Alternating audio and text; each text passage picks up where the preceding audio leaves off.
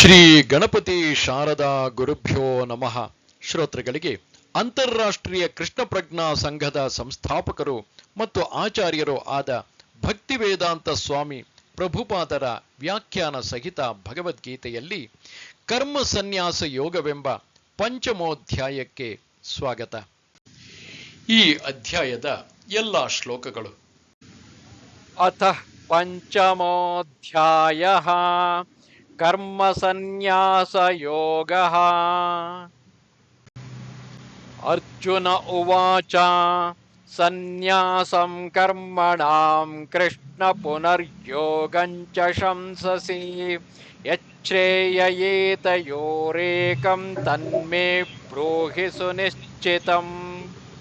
ಅರ್ಜುನನು ಕೇಳಿದನು, ಹೇ ಕೃಷ್ಣ, ಮೊದಲು ನೀನು ಕರ್ಮವನ್ನು ಬಿಡಬೇಕೆಂದು ಹೇಳುತ್ತೀಯೇ, ಅನಂತರ ನೀನು ಭಕ್ತಿಪೂರ್ವಕ ಕರ್ಮವನ್ನು ಮಾಡಬೇಕೆಂದೂ ಹೇಳುತ್ತೀಯೇ. ಇವೆರಡರಲ್ಲಿ ಯಾವುದು ಹೆಚ್ಚು ಶ್ರೇಯಸ್ಕರ ಎಂದು ನನಗೆ ಖಚಿತವಾಗಿ ಹೇಳುವೆಯಾ? ಭಗವದ್ಗೀತೆಯ ಈ 5ನೆಯ ಅಧ್ಯಾಯದಲ್ಲಿ ಭಗವಂತನು ಭಕ್ತಿ ಸೇವೆಯು ಒಣ ಊಹಾತ್ಮಕ ಚಿಂತನೆಗಿಂತ ಉತ್ತಮ ಎಂದು ಹೇಳುತ್ತಾನೆ. ಊಹಾತ್ಮಕ ಚಿಂತನೆಗಿಂತ ಭಕ್ತಿ ಸೇವೆಯು ಸುಲಭ ಕೂಡ, ಏಕೆಂದರೆ ಅದು ಆಧ್ಯಾತ್ಮಿಕ ಸ್ವಭಾವದ್ದು. ಆದ್ದರಿಂದ ಅದು ನಮ್ಮನ್ನು ಕರ್ಮ ಬಂಧನದಿಂದ ಬಿಡುಗಡೆ ಮಾಡುತ್ತದೆ. 2ನೆಯ ಅಧ್ಯಾಯದಲ್ಲಿ ಆತ್ಮದ ಸ್ವರೂಪವನ್ನು ಮತ್ತು ಭೌತಿಕ ಶರೀರದಲ್ಲಿ ಅದು ಬಂಧಿತವಾಗಿರುವುದನ್ನು ಕುರಿತು ಪ್ರಾಥಮಿಕವಾದ ಸಂಗತಿಗಳನ್ನು ವಿವರಿಸಲಾಯಿತು.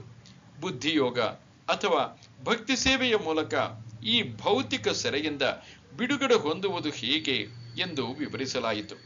3ನೆಯ ಅಧ್ಯಾಯದಲ್ಲಿ ಜ್ಞಾನದ ನೆಲೆಗೆ ಏರಿದವನು ಯಾವ ಕರ್ತವ್ಯಗಳನ್ನೂ ಮಾಡಬೇಕಾಗಿಲ್ಲ ಎಂದು ವಿವರಿಸಲಾಯಿತು. 4ನೆಯ ಅಧ್ಯಾಯದಲ್ಲಿ ಯಜ್ಞ ರೂಪದ ಎಲ್ಲ ಕರ್ಮವು ಜ್ಞಾನದಲ್ಲಿ ಕೊನೆಗೊಳ್ಳುತ್ತದೆ ಎಂದು ಭಗವಂತನು ಅರ್ಜುನನಿಗೆ ಹೇಳಿದನು. ಆದರೆ 4ನೆಯ ಅಧ್ಯಾಯದ ಅಂತ್ಯದಲ್ಲಿ ಭಗವಂತನು ಅರ್ಜುನನಿಗೆ ಪರಿಪೂರ್ಣ ಜ್ಞಾನದಲ್ಲಿ ನೆಲೆಗೊಂಡಿದ್ದು ಜಾಗೃತನಾಗಿ ಯುದ್ಧ ಮಾಡಬೇಕೆಂದು ಹೇಳಿದನು. ಹೀಗೆ ಕೃಷ್ಣನು ಏಕಕಾಲದಲ್ಲಿ ಭಕ್ತಿಪೂರ್ವಕವಾದ ಕರ್ಮದ ಮಹತ್ವವನ್ನು ಮತ್ತು ಜ್ಞಾನದ ನೆಲೆಯಲ್ಲಿ ಕರ್ಮವನ್ನು ಆಚರಿಸದೇ ಇರುವುದರ ಮಹತ್ವವನ್ನು ಒತ್ತಿ ಹೇಳಿದನು. ಕೃಷ್ಣನ ಈ ಮಾತುಗಳಿಂದ ಅರ್ಜುನನು ಗಲಿಬಿಲಿಗೊಂಡದ್ದಲ್ಲದೆ ಅವನ ಸಂಕಲ್ಪ ಶಕ್ತಿಯೇ ಗೊಂದಲಕ್ಕೀಡಾಯಿತು. ಜ್ಞಾನದ ನೆಲೆಯಲ್ಲಿ ನಿಂತು ತ್ಯಾಗ ಮಾಡುವುದು ಎಂದರೆ ಎಲ್ಲ ಬಗೆಯ ಇಂದ್ರಿಯ ಕಾರ್ಯಗಳನ್ನು ನಿಲ್ಲಿಸಿಬಿಡುವುದು ಎಂದು ಅರ್ಜುನ ಅರ್ಥ ಮಾಡಿಕೊಂಡ. ಆದರೆ ಭಕ್ತಿ ಸೇವೆಯಲ್ಲಿ ಇರುವಾತ ಕಾರ್ಯ ಮಾಡುವಾಗ ಅದು ನಿಷ್ಕ್ರಿಯೆ ಹೇಗಾಗುತ್ತದೆ? ಇದನ್ನೇ ಬೇರೆ ಮಾತುಗಳಲ್ಲಿ ಹೀಗೆ ಹೇಳಬಹುದು: ಜ್ಞಾನಪೂರ್ವಕವಾದ ತ್ಯಾಗವೆಂದರೆ ಎಲ್ಲ ಕಾರ್ಯ ಚಟುವಟಿಕೆಗಳನ್ನು ನಿಲ್ಲಿಸಿ ಬಿಡುವುದು ಎಂದು ಅರ್ಜುನನಿಗೆ ತೋರಿತು. ಏಕೆಂದರೆ ಕರ್ಮ ಮತ್ತು ಸನ್ಯಾಸಗಳು ಒಂದಕ್ಕೊಂದು ಹೊಂದುವುದಿಲ್ಲ. ಆದರೆ ಸಂಪೂರ್ಣವಾದ ಜ್ಞಾನದಲ್ಲಿ ಮಾಡುವ ಕರ್ಮವು ಪ್ರತಿಕ್ರಿಯೆಯನ್ನು ಉಂಟು ಮಾಡುವುದಿಲ್ಲ. ಆದುದರಿಂದ ಅದು ಅಕರ್ಮದಂತೆಯೇ ಇದು ಅರ್ಜುನನಿಗೆ ತಿಳಿದಂತೆ ಕಾಣುವುದಿಲ್ಲ.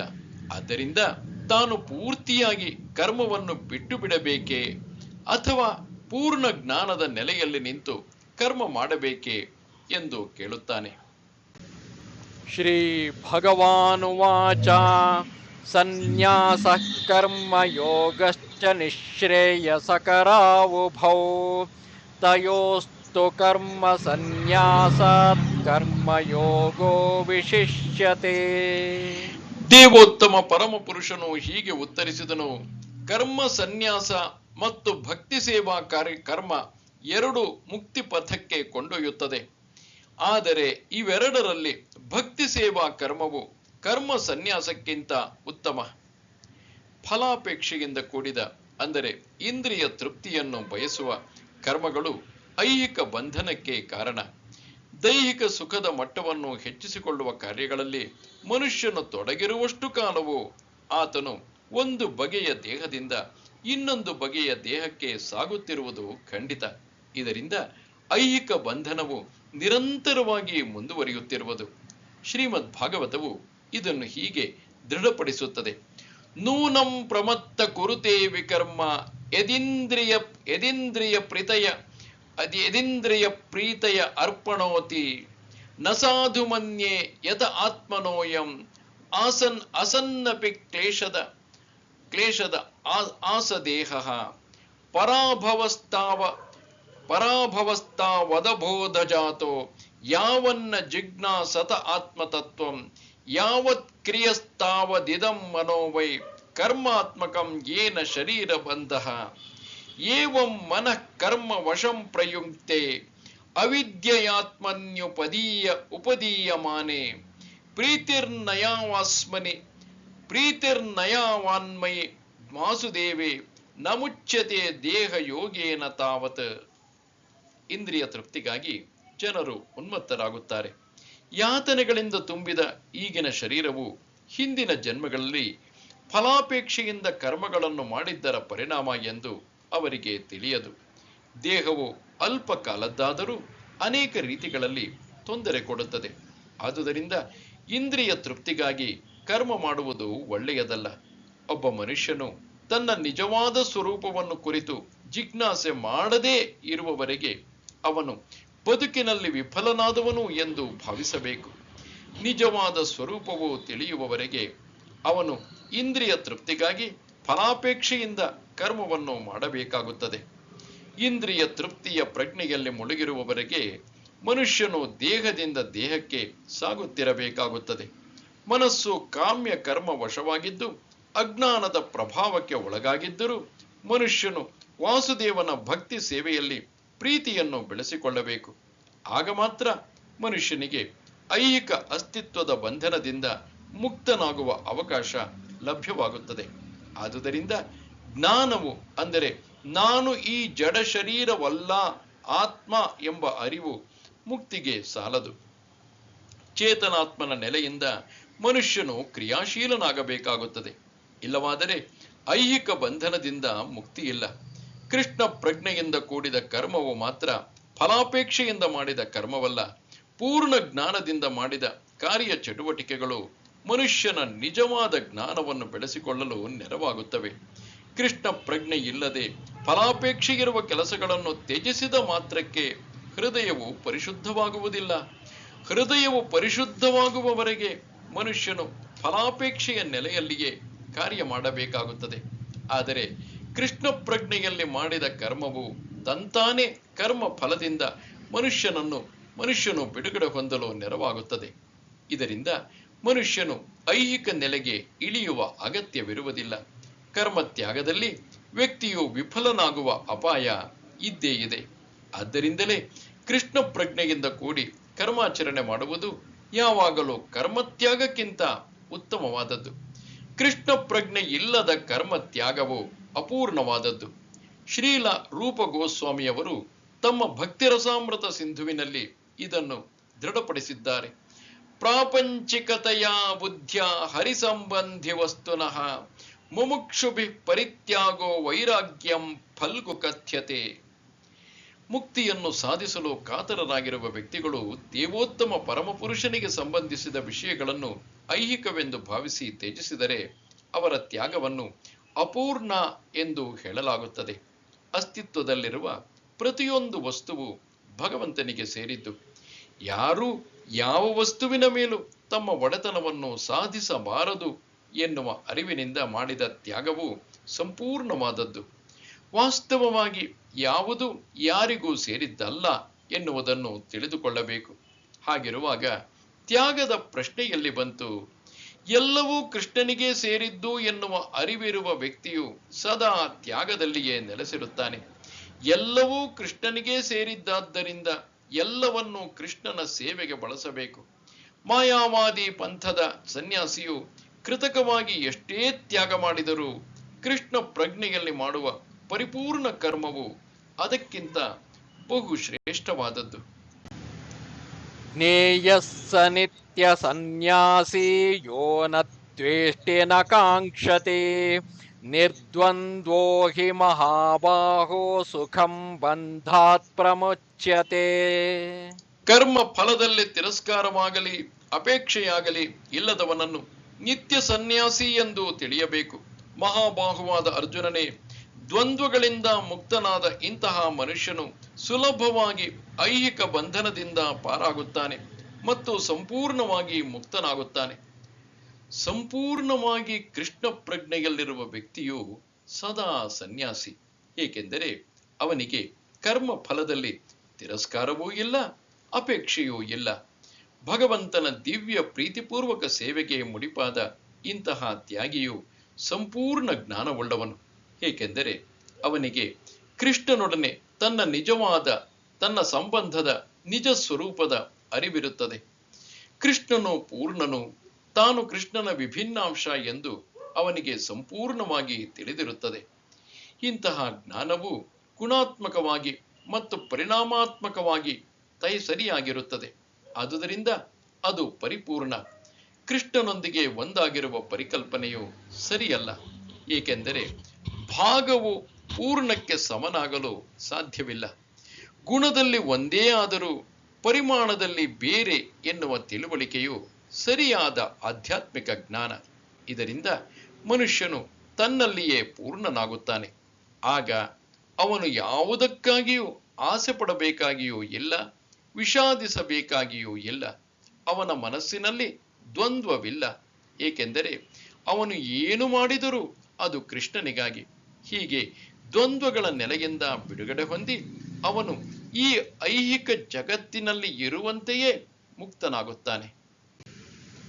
ಸಾಂಖ್ಯಯೋಗೌ ಪೃಥಕ್ ಬಾಲಾ ಪ್ರವದಂತಿ ನ ಪಂಡಿತಾಃ ಏಕಮಪ್ಯಾಸ್ಥಿತಃ ಸಮ್ಯಕ್ ಉಭಯೋರ್ವಿಂದತೆ ಫಲಂ. ಭಕ್ತಿ ಸೇವೆಯು ಅಂದರೆ ಕರ್ಮಯೋಗವು ಐಹಿಕ ಜಗತ್ತಿನ ವಿಶ್ಲೇಷಣಾತ್ಮಕ ಅಧ್ಯಯನ ಸಾಂಖ್ಯದಿಂದ ಭಿನ್ನವಾದದ್ದು ಎಂದು ಅಜ್ಞಾನಿಗಳು ಮಾತ್ರ ಹೇಳುತ್ತಾರೆ. ಇವೆರಡರಲ್ಲಿ ಯಾವುದನ್ನಾದರೂ ಮನಃಪೂರ್ವಕವಾಗಿ ಅನುಷ್ಠಾನ ಮಾಡಿದವನು ಎರಡೂ ಮಾರ್ಗಗಳ ಫಲವನ್ನು ಹೊಂದುತ್ತಾನೆ ಎಂದು ನಿಜವಾದ ವಿದ್ವಾಂಸರು ಹೇಳುತ್ತಾರೆ. ಸಾಂಖ್ಯದ ಎಂದರೆ ಐಹಿಕ ಜಗತ್ತಿನ ವಿಶ್ಲೇಷಣಾತ್ಮಕ ಅಧ್ಯಯನದ ಗುರಿಯು ಜಗತ್ತಿನ ಆತ್ಮವನ್ನು ಕಂಡುಕೊಳ್ಳುವುದು. ಐಹಿಕ ಜಗತ್ತಿನ ಆತ್ಮವು ವಿಷ್ಣು ಅಥವಾ ಪರಮಾತ್ಮ. ಭಗವಂತನ ಭಕ್ತಿಪೂರ್ವಕ ಸೇವೆ ಎಂದರೆ ಪರಮಾತ್ಮನ ಸೇವೆ. ಒಂದು ಪ್ರಕ್ರಿಯೆಯು ಮರದ ಬೇರನ್ನು ಹುಡುಕುವುದಾಗಿದೆ, ಮತ್ತೊಂದು ಬೇರಿಗೆ ನೀರೆರೆಯುವುದಾಗಿದೆ. ಸಾಂಖ್ಯದ ಸಿದ್ಧಾಂತದ ನಿಜವಾದ ವಿದ್ಯಾರ್ಥಿಯು ಐಹಿಕ ಜಗತ್ತಿನ ಬೇರಾದ ವಿಷ್ಣುವನ್ನು ಕಾಣುತ್ತಾನೆ. ಅನಂತರ ಸಂಪೂರ್ಣ ಜ್ಞಾನದಲ್ಲಿ ಭಗವಂತನ ಸೇವೆಗೆ ಮುಡಿಪಾಗುತ್ತಾನೆ. ಆದುದರಿಂದ ಇವೆರಡರ ಸಾರದಲ್ಲಿಯೂ ವ್ಯತ್ಯಾಸವಿಲ್ಲ, ಏಕೆಂದರೆ ಎರಡರ ಗುರಿಯೂ ವಿಷ್ಣುವೇ. ಕಟ್ಟ ಕಡೆಯ ಗುರಿಯನ್ನು ತಿಳಿಯದವರು ಸಾಂಖ್ಯ ಮತ್ತು ಕರ್ಮಯೋಗಗಳ ಉದ್ದೇಶಗಳು ಒಂದೇ ಅಲ್ಲ ಎನ್ನುತ್ತಾರೆ. ಆದರೆ ವಿದ್ವಾಂಸನು ಈ ಭಿನ್ನ ಪ್ರಕ್ರಿಯೆಗಳ ಗುರಿಯು ಒಂದೇ ಎಂಬುದನ್ನು ತಿಳಿದಿರುತ್ತಾನೆ. ಯತ್ಸಾಂಖ್ಯೈಃ ಪ್ರಾಪ್ಯತೆ ಸ್ಥಾನಂ ತದ್ಯೋಗೈರಪಿ ಗಮ್ಯತೆ ಏಕಂ ಸಾಂಖ್ಯಂಚ ಯೋಗಂಚ ಯಃ ಪಶ್ಯತಿ ಸ ಪಶ್ಯತಿ. ಸಾಂಖ್ಯದಿಂದ ಯಾವ ಸ್ಥಾನವನ್ನು ಪಡೆಯಬಹುದೋ ಅದೇ ಸ್ಥಾನವನ್ನು ಭಕ್ತಿ ಸೇವೆಯಿಂದ ಪಡೆಯಬಹುದು ಎಂದು ತಿಳಿದುಕೊಂಡು ಸಾಂಖ್ಯವೂ ಭಕ್ತಿ ಸೇವೆಯು ಒಂದೇ ಮಟ್ಟದಲ್ಲಿವೆ ಎನ್ನುವುದನ್ನು ಕಂಡುಕೊಳ್ಳುವವನು ವಿಷಯಗಳನ್ನು ಯಥಾವತ್ತಾಗಿ ಕಾಣುತ್ತಾನೆ. ತತ್ವಶಾಸ್ತ್ರದ ಸಂಶೋಧನೆಯ ನಿಜವಾದ ಉದ್ದೇಶವು ಬದುಕಿನ ಅಂತಿಮ ಗುರಿಯನ್ನು ಕಂಡುಕೊಳ್ಳುವುದು. ಆತ್ಮಸಾಕ್ಷಾತ್ಕಾರವೇ ಬದುಕಿನ ಅಂತಿಮ ಗುರಿಯಾದದ್ದರಿಂದ ಈ ಎರಡು ಪ್ರಕ್ರಿಯೆಗಳ ನಿರ್ಣಯಗಳಲ್ಲಿ ವ್ಯತ್ಯಾಸವಿಲ್ಲ. ಸಾಂಖ್ಯ ಸಿದ್ಧಾಂತದ ಸಂಶೋಧನೆಯ ಫಲವಾಗಿ ಜೀವಿಯು ಐಹಿಕ ಜಗತ್ತಿನ ವಿಭಿನ್ನಾಂಶವಲ್ಲ, ಆದರೆ ಪೂರ್ಣ ಪರಮ ಚೇತನದ ಭಾಗ ಎನ್ನುವ ನಿರ್ಣಯಕ್ಕೆ ಬರುತ್ತೇವೆ. ಆದ್ದರಿಂದ ಆತ್ಮಕ್ಕೂ ಐಹಿಕ ಜಗತ್ತಿಗೂ ಸಂಬಂಧವಿಲ್ಲ. ಆತ್ಮನ ಕ್ರಿಯೆಗಳು ಪರಮ ಚೇತನದೊಂದಿಗೆ ಯಾವುದಾದರೂ ಸಂಬಂಧ ಹೊಂದಿರಬೇಕು. ಆತ್ಮನು ಕೃಷ್ಣ ಪ್ರಜ್ಞೆಯಲ್ಲಿ ಕರ್ಮ ಮಾಡಿದಾಗ ಅವನು ವಾಸ್ತವವಾಗಿ ತನ್ನ ನಿಜ ಸ್ವರೂಪದಲ್ಲಿರುತ್ತಾನೆ. ಮೊದಲನೆಯ ಪ್ರಕ್ರಿಯೆಯಾದ ಸಾಂಖ್ಯದಲ್ಲಿ ಮನುಷ್ಯನು ಜಡವಸ್ತುವಿನಿಂದ ಬೇರೆಯಾಗಬೇಕು. ಭಕ್ತಿಯೋಗದ ಪ್ರಕ್ರಿಯೆಯಲ್ಲಿ ಅವನು ಕೃಷ್ಣ ಪ್ರಜ್ಞೆಯ ಕಾರ್ಯದಲ್ಲಿ ಆಸಕ್ತನಾಗಬೇಕು. ಒಂದು ಪ್ರಕ್ರಿಯೆಯಲ್ಲಿ ನಿರಾಸಕ್ತಿಯೋ ಮತ್ತೊಂದು ಪ್ರಕ್ರಿಯೆಯಲ್ಲಿ ಆಸಕ್ತಿಯೋ ಅಗತ್ಯವಾಗಿರುವಂತೆ ಮೇಲ್ನೋಟಕ್ಕೆ ತೋರಿದರೂ ವಾಸ್ತವವಾಗಿ ಎರಡು ಪ್ರಕ್ರಿಯೆಗಳು ಒಂದೇ. ಜಡವಸ್ತುವಿನಲ್ಲಿ ನಿರಾಸಕ್ತಿ ಮತ್ತು ಕೃಷ್ಣನಲ್ಲಿ ಆಸಕ್ತಿ ಎರಡೂ ಒಂದೇ. ಇದನ್ನು ಕಾಣಬಲ್ಲ ವ್ಯಕ್ತಿ ವಿಷಯಗಳನ್ನು ಯಥಾವತ್ತಾಗಿ ಕಾಣುತ್ತಾನೆ. ಸನ್ಯಾಸಸ್ತು ಮಹಾಬಾಹೋ ದುಃಖಮಾಪ್ತುಮಯೋ ಗತಃ ಯೋಗಯುಕ್ತೋ ಮುನಿರ್ಬ್ರಹ್ಮಣ ಚಿರೇಣಾಧಿಗಚ್ಚತಿ. ಭಗವಂತನ ಭಕ್ತಿಪೂರ್ವಕ ಸೇವೆಯಲ್ಲಿ ತೊಡಗದೆ ಎಲ್ಲ ಬಗೆಯ ಕರ್ಮಗಳನ್ನು ತ್ಯಜಿಸಿದ ಮಾತ್ರಕ್ಕೆ ಮನುಷ್ಯನು ಸುಖಿಯಾಗಲಾರ. ಆದರೆ ಭಕ್ತಿ ಸೇವೆಯಲ್ಲಿ ನಿರತನಾದ ವಿಚಾರವಂತನು ಶೀಘ್ರವಾಗಿ ಪರಮ ಪ್ರಭುವನ್ನು ಪಡೆಯುತ್ತಾನೆ. ಸನ್ಯಾಸಿಗಳಲ್ಲಿ 2 ವರ್ಗಗಳಿವೆ. ಮಾಯಾವಾದಿ ಸನ್ಯಾಸಿಗಳು ಸಾಂಖ್ಯ ಸಿದ್ಧಾಂತದ ಅಧ್ಯಯನದಲ್ಲಿ ತೊಡಗಿರುತ್ತಾರೆ. ವೈಷ್ಣವ ಸನ್ಯಾಸಿಗಳಾದರೂ ಭಾಗವತದ ಸಿದ್ಧಾಂತದ ಅಧ್ಯಯನದಲ್ಲಿ ತೊಡಗಿರುತ್ತಾರೆ. ಭಾಗವತವು ವೇದಾಂತ ಸೂತ್ರಗಳಿಗೆ ಸರಿಯಾದ ಭಾಷ್ಯವನ್ನು ನೀಡುತ್ತದೆ. ಮಾಯಾವಾದಿ ಸನ್ಯಾಸಿಗಳು ವೇದಾಂತ ಸೂತ್ರಗಳನ್ನು ಅಧ್ಯಯನ ಮಾಡುತ್ತಾರೆ. ಆದರೆ ಅವರು ಶಂಕರಾಚಾರ್ಯರು ಬರೆದ ಶಾರೀರಕ ಭಾಷ್ಯ ಎನ್ನುವ ತಮ್ಮದೇ ಆದ ಭಾಷ್ಯವನ್ನು ಉಪಯೋಗಿಸುತ್ತಾರೆ. ಭಾಗವತ ಪಂಥದ ವಿದ್ಯಾರ್ಥಿಗಳು ಪಾಂಚರಾತ್ರಿಕಿ ನಿಯಮಗಳಿಗೆ ಅನುಗುಣವಾಗಿ ಭಗವಂತನ ಭಕ್ತಿ ಸೇವೆಯಲ್ಲಿ ನಿರತರಾಗಿರುತ್ತಾರೆ. ಆದುದರಿಂದ ವೈಷ್ಣವ ಸನ್ಯಾಸಿಗಳಿಗೆ ಭಗವಂತನ ದಿವ್ಯ ಸೇವೆಯಲ್ಲಿ ಹಲವು ಬಗೆಯ ಕೆಲಸಗಳಿರುತ್ತವೆ. ವೈಷ್ಣವ ಸನ್ಯಾಸಿಗೂ ಐಹಿಕ ಕಾರ್ಯಗಳಿಗೂ ಯಾವುದೇ ಸಂಬಂಧವಿಲ್ಲ. ಆದರೂ ಭಗವಂತನ ಭಕ್ತಿ ಸೇವೆಯಲ್ಲಿ ಅವನು ಹಲವಾರು ಕೆಲಸ ಕಾರ್ಯಗಳನ್ನು ಮಾಡುತ್ತಾನೆ. ಆದರೆ ಸಾಂಖ್ಯ ಮತ್ತು ವೇದಾಂತಿಕ ಅಧ್ಯಯನದಲ್ಲಿ ಹಾಗೂ ಊಹಾತ್ಮಕ ಚಿಂತನೆಯಲ್ಲಿ ಮಗ್ನರಾದ ಮಾಯಾವಾದಿ ಸನ್ಯಾಸಿಗಳಿಗೆ ಭಗವಂತನ ದಿವ್ಯ ಸೇವೆಯು ರುಚಿಸುವುದಿಲ್ಲ. ಅವರ ಅಧ್ಯಯನವು ನೀರಸವಾಗಿರುವುದರಿಂದ ಅವರು ಕೆಲವೊಮ್ಮೆ ಬ್ರಹ್ಮನ್ ಕುರಿತು ಊಹಾತ್ಮಕ ಚಿಂತನೆ ಮಾಡುವುದರಲ್ಲಿ ಬೇಸರಗೊಳ್ಳುತ್ತಾರೆ. ಆದುದರಿಂದ ಅದನ್ನು ಸರಿಯಾಗಿ ಅರ್ಥ ಮಾಡಿಕೊಳ್ಳದೆ ಭಾಗವತವನ್ನು ಆಶ್ರಯಿಸುತ್ತಾರೆ. ಅದರ ಪರಿಣಾಮವಾಗಿ ಅವರ ಶ್ರೀಮದ್ ಭಾಗವತದ ಅಧ್ಯಯನವು ಕಷ್ಟದಾಯಕವಾಗುತ್ತದೆ. ಒಣ ಚಿಂತನೆಗಳು, ಕೃತಕವಾಗಿ ಮಾಡಿದ ನಿರಾಕಾರದ ವ್ಯಾಖ್ಯಾನಗಳು ಮಾಯಾವಾದಿ ಸನ್ಯಾಸಿಗಳಿಗೆ ನಿಷ್ಪ್ರಯೋಜಕವಾಗುತ್ತದೆ. ಭಕ್ತಿಪೂರ್ವಕ ಸೇವೆಯಲ್ಲಿ ನಿರತರಾಗಿರುವ ವೈಷ್ಣವ ಸನ್ಯಾಸಿಗಳು ತಮ್ಮ ಆಧ್ಯಾತ್ಮಿಕ ಕರ್ತವ್ಯಗಳ ನಿರ್ವಹಣೆಯಲ್ಲಿ ಸುಖಿಗಳಾಗಿರುತ್ತಾರೆ. ಅವರಿಗೆ ಅಂತಿಮವಾಗಿ ಭಗವಂತನ ಸಾಮ್ರಾಜ್ಯವನ್ನು ಪ್ರವೇಶಿಸುವ ದೃಢ ಭರವಸೆ ಇರುತ್ತದೆ. ಮಾಯಾವಾದಿ ಸನ್ಯಾಸಿಗಳು ಒಮ್ಮೊಮ್ಮೆ ಆತ್ಮಸಾಕ್ಷಾತ್ಕಾರದ ಮಾರ್ಗದಿಂದ ಪತನ ಹೊಂದುತ್ತಾರೆ ಮತ್ತು ಪರೋಪಕಾರದ ಮತ್ತು ನಿಸ್ವಾರ್ಥವಾದ ಲೌಕಿಕ ಕಾರ್ಯಗಳಲ್ಲಿ ತೊಡಗುತ್ತಾರೆ. ಇವು ಐಹಿಕ ಕಾರ್ಯಗಳಲ್ಲದೆ ಬೇರೇನೂ ಅಲ್ಲ. ಆದುದರಿಂದ ನಿರ್ಣಯವು ಹೀಗಿದೆ: ಬ್ರಹ್ಮನ್ ಯಾವುದು, ಬ್ರಹ್ಮನ್ ಯಾವುದಲ್ಲ ಎನ್ನುವ ಚಿಂತನೆಯಲ್ಲಿ ಮಾತ್ರ ನಿರತರಾಗಿರುವ ಸನ್ಯಾಸಿಗಳಿಗಿಂತ ಕೃಷ್ಣ ಪ್ರಜ್ಞೆಯಲ್ಲಿ ಕೆಲಸ ಕಾರ್ಯಗಳಲ್ಲಿ ತೊಡಗಿರುವವರು ಉತ್ತಮ ಸ್ಥಿತಿಯಲ್ಲಿರುತ್ತಾರೆ. ಈ ಸನ್ಯಾಸಿಗಳೂ ಸಹ ಅನೇಕ ಜನ್ಮಗಳ ನಂತರ ಕೃಷ್ಣ ಪ್ರಜ್ಞೆಗೆ ಬರುತ್ತಾರೆ. ಯೋಗಯುಕ್ತೋ ವಿಶುದ್ಧಾತ್ಮ ವಿಜಿತಾತ್ಮ ಜಿತೇಂದ್ರಿಯಃ ಸರ್ವಭೂತಾತ್ಮ ಭೂತಾತ್ಮ ಕುರ್ವನ್ನಪಿ ನ ಲಿಪ್ಯತೆ. ಯಾರು ಭಕ್ತಿಯಿಂದ ಕರ್ಮವನ್ನು ಮಾಡುವನೋ, ಶುದ್ಧ ಆತ್ಮನೋ ಮತ್ತು ಮನಸ್ಸನ್ನು ಇಂದ್ರಿಯಗಳನ್ನು ನಿಯಂತ್ರಿಸುವನೋ ಅವನು ಎಲ್ಲರಿಗೂ ಪ್ರಿಯನಾದವನು ಮತ್ತು ಅವನಿಗೆ ಎಲ್ಲರೂ ಪ್ರಿಯರಾದವರು. ಅವನು ಕರ್ಮವನ್ನು ಮಾಡುತ್ತಿದ್ದರೂ ಅವುಗಳಲ್ಲಿ ಸಿಲುಕಿಕೊಳ್ಳುವುದಿಲ್ಲ. ಕೃಷ್ಣ ಪ್ರಜ್ಞೆಯಿಂದ ಮುಕ್ತಿ ಮಾರ್ಗದಲ್ಲಿ ಇರುವವನು ಎಲ್ಲ ಜೀವಿಗಳಿಗೂ ಪ್ರಿಯನಾದವನು ಮತ್ತು ಎಲ್ಲ ಜೀವಿಗಳು ಅವನಿಗೆ ಪ್ರಿಯರು.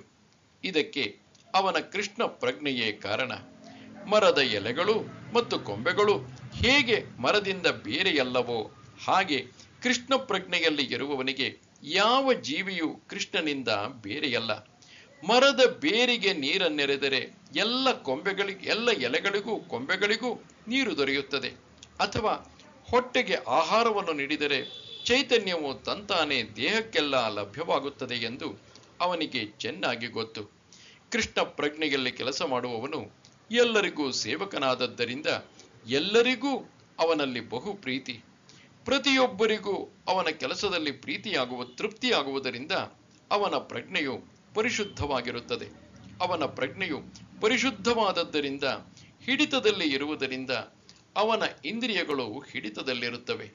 ಅವನ ಮನಸ್ಸು ಯಾವಾಗಲೂ ಕೃಷ್ಣನಲ್ಲಿ ನೆಲೆಸಿರುವುದರಿಂದ ಅವನು ಕೃಷ್ಣನನ್ನು ಬಿಟ್ಟು ಬೇರೆಡೆಗೆ ತಿರುಗುವ ಸಾಧ್ಯತೆಯೇ ಇಲ್ಲ.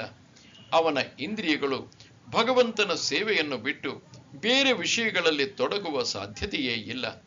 ಕೃಷ್ಣನನ್ನು ಕುರಿತ ವಿಷಯಗಳನ್ನು ಬಿಟ್ಟು ಬೇರೇನನ್ನು ಕೇಳಲು ಅವನು ಇಷ್ಟಪಡುವುದಿಲ್ಲ.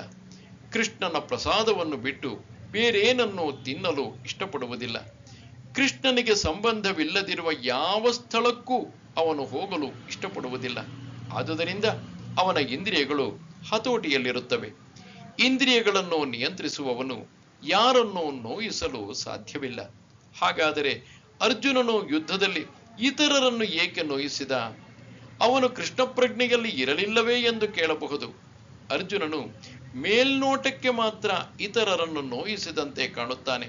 ಏಕೆಂದರೆ ಆಗಲೇ 2ನೆಯ ಅಧ್ಯಾಯದಲ್ಲಿ ಹೇಳಿರುವಂತೆ ರಣರಂಗದಲ್ಲಿ ನೆರೆದಿದ್ದವರೆಲ್ಲರೂ ಪ್ರತ್ಯೇಕ ವ್ಯಕ್ತಿಗಳಾಗಿ ಬದುಕಿಯೇ ಇರುತ್ತಾರೆ. ಏಕೆಂದರೆ ಆತ್ಮವನ್ನು ನಾಶ ಮಾಡುವುದು ಸಾಧ್ಯವಿಲ್ಲ. ಆದುದರಿಂದ ಆತ್ಮದ ದೃಷ್ಟಿಯಿಂದ ಕುರುಕ್ಷೇತ್ರದ ರಣಭೂಮಿಯಲ್ಲಿ ಯಾರೂ ಸಾಯಲಿಲ್ಲ. ಸ್ವತಃ ಅಲ್ಲಿದ್ದ ಕೃಷ್ಣನ ಆಜ್ಞೆಯಂತೆ ಅವರ ಉಡುಪುಗಳು ಮಾತ್ರ ಬದಲಾದವು. ಆದುದರಿಂದ ಕುರುಕ್ಷೇತ್ರದ ಯುದ್ಧಭೂಮಿಯಲ್ಲಿ ಹೋರಾಡಿದಾಗ ಅರ್ಜುನನು ನಿಜವಾಗಿಯೂ ಹೋರಾಡುತ್ತಿರಲಿಲ್ಲ.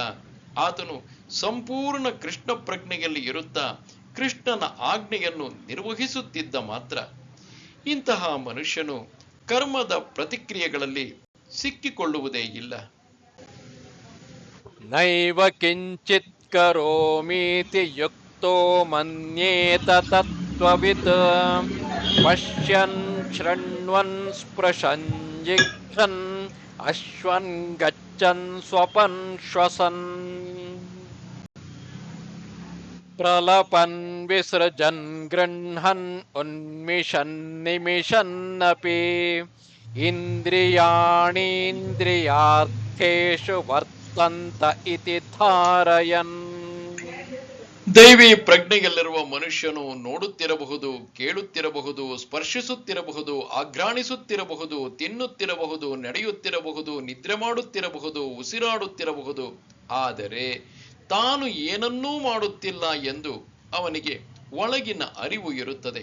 ಏಕೆಂದರೆ ಮಾತನಾಡುವಾಗ, ವಿಸರ್ಜಿಸುವಾಗ, ಸ್ವೀಕರಿಸುವಾಗ, ಕಣ್ಣನ್ನು ತೆರೆಯುವಾಗ ಅಥವಾ ಮುಚ್ಚುವಾಗ ಇಂದ್ರಿಯಗಳು ತಮ್ಮ ವಿಷಯಗಳಲ್ಲಿ ಪ್ರವರ್ತಿಸುತ್ತಿವೆ. ತಾನು ಅವುಗಳಿಂದ ದೂರಗಿದ್ದೇನೆ ಎಂದು ಅವನಿಗೆ ತಿಳಿದಿರುತ್ತದೆ. ಕೃಷ್ಣ ಪ್ರಜ್ಞೆಯಲ್ಲಿರುವ ಮನುಷ್ಯನು ತನ್ನ ಅಸ್ತಿತ್ವದಲ್ಲಿ ಪರಿಶುದ್ಧನಾಗಿರುತ್ತಾನೆ. ಪರಿಣಾಮವಾಗಿ ಕರ್ತೃ, ಕಾರ್ಯ, ಸನ್ನಿವೇಶ, ಪ್ರಯತ್ನ ಮತ್ತು ಅದೃಷ್ಟ ಈ 5 ನಿಕಟ ಮತ್ತು ದೂರ ಕಾರಣಗಳನ್ನು ಅವಲಂಬಿಸುವ ಯಾವುದೇ ಕೆಲಸಕ್ಕೂ ಆತನಿಗೂ ಸಂಬಂಧವಿರುವುದಿಲ್ಲ. ಅದಕ್ಕೆ ಕಾರಣವೇನೆಂದರೆ ಅವನು ಕೃಷ್ಣನ ಪ್ರೀತಿಪೂರ್ವಕ ಅಲೌಕಿಕ ಸೇವೆಯಲ್ಲಿ ನಿರತನಾಗಿರುವುದು. ಆತನು ತನ್ನ ದೇಹ ಮತ್ತು ಇಂದ್ರಿಯಗಳಿಂದ ಕೆಲಸ ಮಾಡುತ್ತಿರುವನಂತೆ ಕಂಡರೂ ಆತನಿಗೆ ತನ್ನ ನಿಜವಾದ ಸ್ಥಿತಿಯ ಅರಿವಿರುತ್ತದೆ. ಆಧ್ಯಾತ್ಮಿಕ ಕರ್ತವ್ಯದಲ್ಲಿ ನಿರತನಾಗಿರುವುದೇ ಆ ಸ್ಥಿತಿ. ಐಹಿಕ ಪ್ರಜ್ಞೆಯಲ್ಲಿ ಇಂದ್ರಿಯಗಳು ಇಂದ್ರಿಯ ತೃಪ್ತಿಯನ್ನು ಪಡೆಯುವ ಯತ್ನದಲ್ಲಿ ಪಡೆಯುತ್ತವೆ. ಆದರೆ ಕೃಷ್ಣ ಪ್ರಜ್ಞೆಯಲ್ಲಿ ಇಂದ್ರಿಯಗಳು ಕೃಷ್ಣನ ಇಂದ್ರಿಯಗಳನ್ನು ತೃಪ್ತಿಪಡಿಸುವುದರಲ್ಲಿ ನಿರತವಾಗಿರುತ್ತವೆ. ಆದುದರಿಂದ ಕೃಷ್ಣ ಪ್ರಜ್ಞೆಯಿರುವ ಮನುಷ್ಯನು ಇಂದ್ರಿಯಗಳ ವ್ಯಾಪಾರಗಳಲ್ಲಿ ತೊಡಗಿರುವಂತೆ ಕಂಡರೂ ಅವನು ಸದಾ ಮುಕ್ತನು. ನೋಡುವುದು ಮತ್ತು ಕೇಳುವುದು ಇಂತಹ ಕ್ರಿಯೆಗಳು ಜ್ಞಾನೇಂದ್ರಿಯಗಳಿಗೆ ಸಂಬಂಧಪಟ್ಟವು. ನಡೆಯುವುದು, ಮಾತನಾಡುವುದು, ವಿಸರ್ಜನೆ ಮೊದಲಾದವು ಕರ್ಮೇಂದ್ರಿಯ ಕಾರ್ಯಗಳು. ಕೃಷ್ಣ ಪ್ರಜ್ಞೆಯಿರುವ ಮನುಷ್ಯನ ಮೇಲೆ ಇಂದ್ರಿಯಗಳ ಕಾರ್ಯಗಳು ಯಾವುದೇ ಪರಿಣಾಮವನ್ನು ಮಾಡುವುದಿಲ್ಲ. ತಾನು ಭಗವಂತನ ನಿರಂತರ ಸೇವಕನೆಂದು ಅವನಿಗೆ ಗೊತ್ತು. ಆದುದರಿಂದ ಭಗವಂತನ ಸೇವೆಯನ್ನು ಬಿಟ್ಟು ಬೇರೆ ಯಾವುದೇ ಕೆಲಸವನ್ನು ಅವನು ಮಾಡಲಾರ. ಬ್ರಹ್ಮಣ್ಯಾಧಾಯ ಕರ್ಮಾಣಿ ಸಂಗಂ ತ್ಯಕ್ತ್ವಾ ಕರೋತಿ ಯಃ ಲಿಪ್ಯತೆ ನ ಸ ಪಾಪೇನ ಪದ್ಮಪತ್ರಮಿವಾಂಭಸಾ. ಫಲಗಳನ್ನು ಭಗವಂತನಿಗೆ ಅರ್ಪಿಸಿ ಯಾರು ನಿರ್ಲಿಪ್ತನಾಗಿ ಕರ್ತವ್ಯಗಳನ್ನು ಮಾಡುವನೋ ಆತನಿಗೆ ತಾವರೆಯ ಎಲೆಗೆ ಹೇಗೆ ನೀರಿನ ಲೇಪವಿಲ್ಲವೋ ಹಾಗೆ ಪಾಪದ ಲೇಪವಿಲ್ಲ. ಇಲ್ಲಿ ಬ್ರಹ್ಮಣಿ ಎಂದರೆ ಕೃಷ್ಣ ಪ್ರಜ್ಞೆಯಲ್ಲಿ ಎಂದರ್ಥ. ಭೌತಿಕ ಜಗತ್ತು ಪಾರಿಭಾಷಿಕವಾಗಿ ಪ್ರಧಾನ ಎಂದು ಕರೆಯುವ ಐಹಿಕ ಪ್ರಕೃತಿಯ 3 ಗುಣಗಳ ಅಭಿವ್ಯಕ್ತಿಯ ಮೊತ್ತ. ಸರ್ವಂ ಏತದ್ ಬ್ರಹ್ಮ ಮಾಂಡುಕ್ಯ ಉಪನಿಷತ್ತಿನಲ್ಲಿ ಹೇಳುವಂತೆ, ತಸ್ಮಾತ್ ಏತದ್ ಬ್ರಹ್ಮ ನಾಸರೂಪಂ ಅನ್ನಂಚ ಜಾಯತೆ ಮುಂಡಕ ಉಪನಿಷತ್ತಿನಲ್ಲಿ ಹೇಳುವಂತೆ, ಈ ವೇದ ಸ್ತೋತ್ರಗಳು ಮತ್ತು ಭಗವದ್ಗೀತೆಯಲ್ಲಿನ ಮಮ ಯೋನಿರ್ ಮಹದ್ ಬ್ರಹ್ಮ ಎನ್ನುವ ಮಾತುಗಳು ಭೌತಿಕ ಜಗತ್ತಿನಲ್ಲಿ ಇರುವುದೆಲ್ಲ ಬ್ರಹ್ಮನ್ನ ಅಭಿವ್ಯಕ್ತಿ ಎಂದು ಸೂಚಿಸುತ್ತವೆ. ಕಾರ್ಯಗಳು ಭಿನ್ನ ಭಿನ್ನವಾಗಿ ತೋರಿ ಬಂದರೂ ಕಾರಣದಿಂದ ಅವು ಬೇರೆಯಲ್ಲ. ಈಶೋಪನಿಷತ್ತಿನಲ್ಲಿ ಎಲ್ಲವೂ ಪರಬ್ರಹ್ಮನಿಗೆ ಅಥವಾ ಕೃಷ್ಣನಿಗೆ ಸಂಬಂಧಿಸಿದ್ದು, ಎಲ್ಲವೂ ಅವನಿಗೇ ಸೇರಿದ್ದು ಎಂದು ಹೇಳಿದೆ. ಎಲ್ಲವೂ ಕೃಷ್ಣನಿಗೇ ಸೇರಿದ್ದು, ಎಲ್ಲಕ್ಕೂ ಅವನೇ ಒಡೆಯ. ಆದ್ದರಿಂದ ಎಲ್ಲವನ್ನೂ ಭಗವಂತನ ಸೇವೆಯಲ್ಲಿ ನಿಯೋಜಿಸಬೇಕು ಎಂದು ಚೆನ್ನಾಗಿ ತಿಳಿದವನ ಕಾರ್ಯಗಳ ಫಲಗಳು ಪುಣ್ಯಕರವಾಗಿರಲಿ ಪಾಪಕರವಾಗಲಿ ಅವುಗಳೊಡನೆ ಅವನಿಗೆ ಸಂಬಂಧವೇ ಇಲ್ಲ. ಜಡ ದೇಹವು ಒಂದು ಬಗೆಯ ಕೆಲಸವನ್ನು ನಿರ್ವಹಿಸಲು ಭಗವಂತನು ಕೊಟ್ಟ ವರವಾಗಿದೆ. ಅದನ್ನೂ ಸಹ ಕೃಷ್ಣ ಪ್ರಜ್ಞೆಯಲ್ಲಿ ತೊಡಗಿಸಬಹುದು.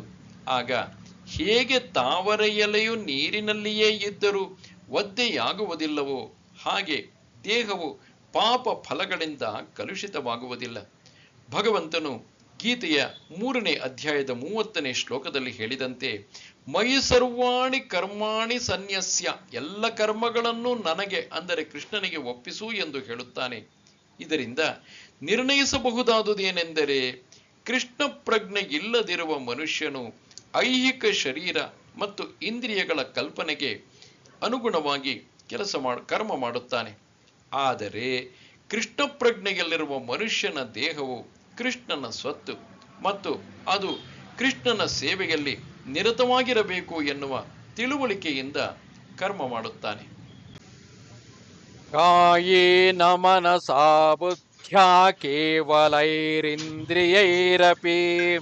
ಯೋಗಿನಃ ಕರ್ಮ ಕುರ್ವಂತಿ ಸಂಗಂ ತ್ಯಕ್ತ್ವಾತ್ಮಶುದ್ಧಯೇ. ಯೋಗಿಗಳು ಮೋಹವನ್ನು ಬಿಟ್ಟು ಕೇವಲ ಶುದ್ಧಿಗಾಗಿ ದೇಹ, ಮನಸ್ಸು, ಬುದ್ಧಿ ಮತ್ತು ಇಂದ್ರಿಯಗಳಿಂದ ಸಹ ಕರ್ಮವನ್ನು ಮಾಡುತ್ತಾರೆ. ಕೃಷ್ಣನ ಇಂದ್ರಿಯಗಳ ತೃಪ್ತಿಗಾಗಿಯೇ ಕೃಷ್ಣ ಪ್ರಜ್ಞೆಯಲ್ಲಿ ಮನುಷ್ಯನು ಕೆಲಸ ಮಾಡಿದಾಗ ದೇಹ, ಮನಸ್ಸು, ಬುದ್ಧಿ ಅಥವಾ ಇಂದ್ರಿಯಗಳಿಂದ ಮಾಡಿದ ಯಾವುದೇ ಕೆಲಸವಾಗಲಿ ಅದು ಐಹಿಕ ಕಶ್ಮಲವಿಲ್ಲದೆ ಪರಿಶುದ್ಧವಾಗುತ್ತದೆ. ಕೃಷ್ಣ ಪ್ರಜ್ಞೆಯುಳ್ಳ ಮನುಷ್ಯನು ಮಾಡುವ ಕಾರ್ಯಗಳು ಪ್ರತಿಕ್ರಿಯೆಗಳನ್ನು ಉಂಟು ಮಾಡುವುದಿಲ್ಲ. ಆದುದರಿಂದ ಕೃಷ್ಣ ಪ್ರಜ್ಞೆಯಲ್ಲಿ ಕೆಲಸ ಮಾಡುವುದರ ಮೂಲಕ ಸದಾಚಾರ ಎಂದು ಕರೆಯುವ ಪರಿಶುದ್ಧ ಕಾರ್ಯಗಳನ್ನು ಸುಲಭವಾಗಿ ಮಾಡಬಹುದು. ಶ್ರೀಲ ರೂಪ ಗೋಸ್ವಾಮಿಯವರು ತಮ್ಮ ಭಕ್ತಿರಸಾಮೃತ ಸಿಂಧು ಇದರಲ್ಲಿ ಹೀಗೆ ವರ್ಣಿಸುತ್ತಾರೆ.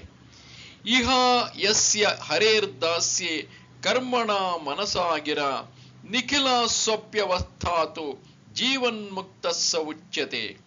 ಕೃಷ್ಣ ಪ್ರಜ್ಞೆಯಲ್ಲಿ ಅಥವಾ ಬೇರೆ ಮಾತುಗಳಲ್ಲಿ ಹೇಳುವುದಾದರೆ ಕೃಷ್ಣ ಸೇವೆಯಲ್ಲಿ ತನ್ನ ದೇಹ, ಮನಸ್ಸು, ಬುದ್ಧಿ ಮತ್ತು ಮಾತುಗಳಿಂದ ಕೆಲಸ ಮಾಡುವವನು ಲೌಕಿಕ ಚಟುವಟಿಕೆಗಳು ಎನಿಸಿಕೊಳ್ಳುವ ಕಾರ್ಯಗಳಲ್ಲಿ ತೊಡಗಿದ್ದರೂ ಐಹಿಕ ಜಗತ್ತಿನಲ್ಲಿ ಇರುವಂತೆಯೇ ಮುಕ್ತನಾದವನು.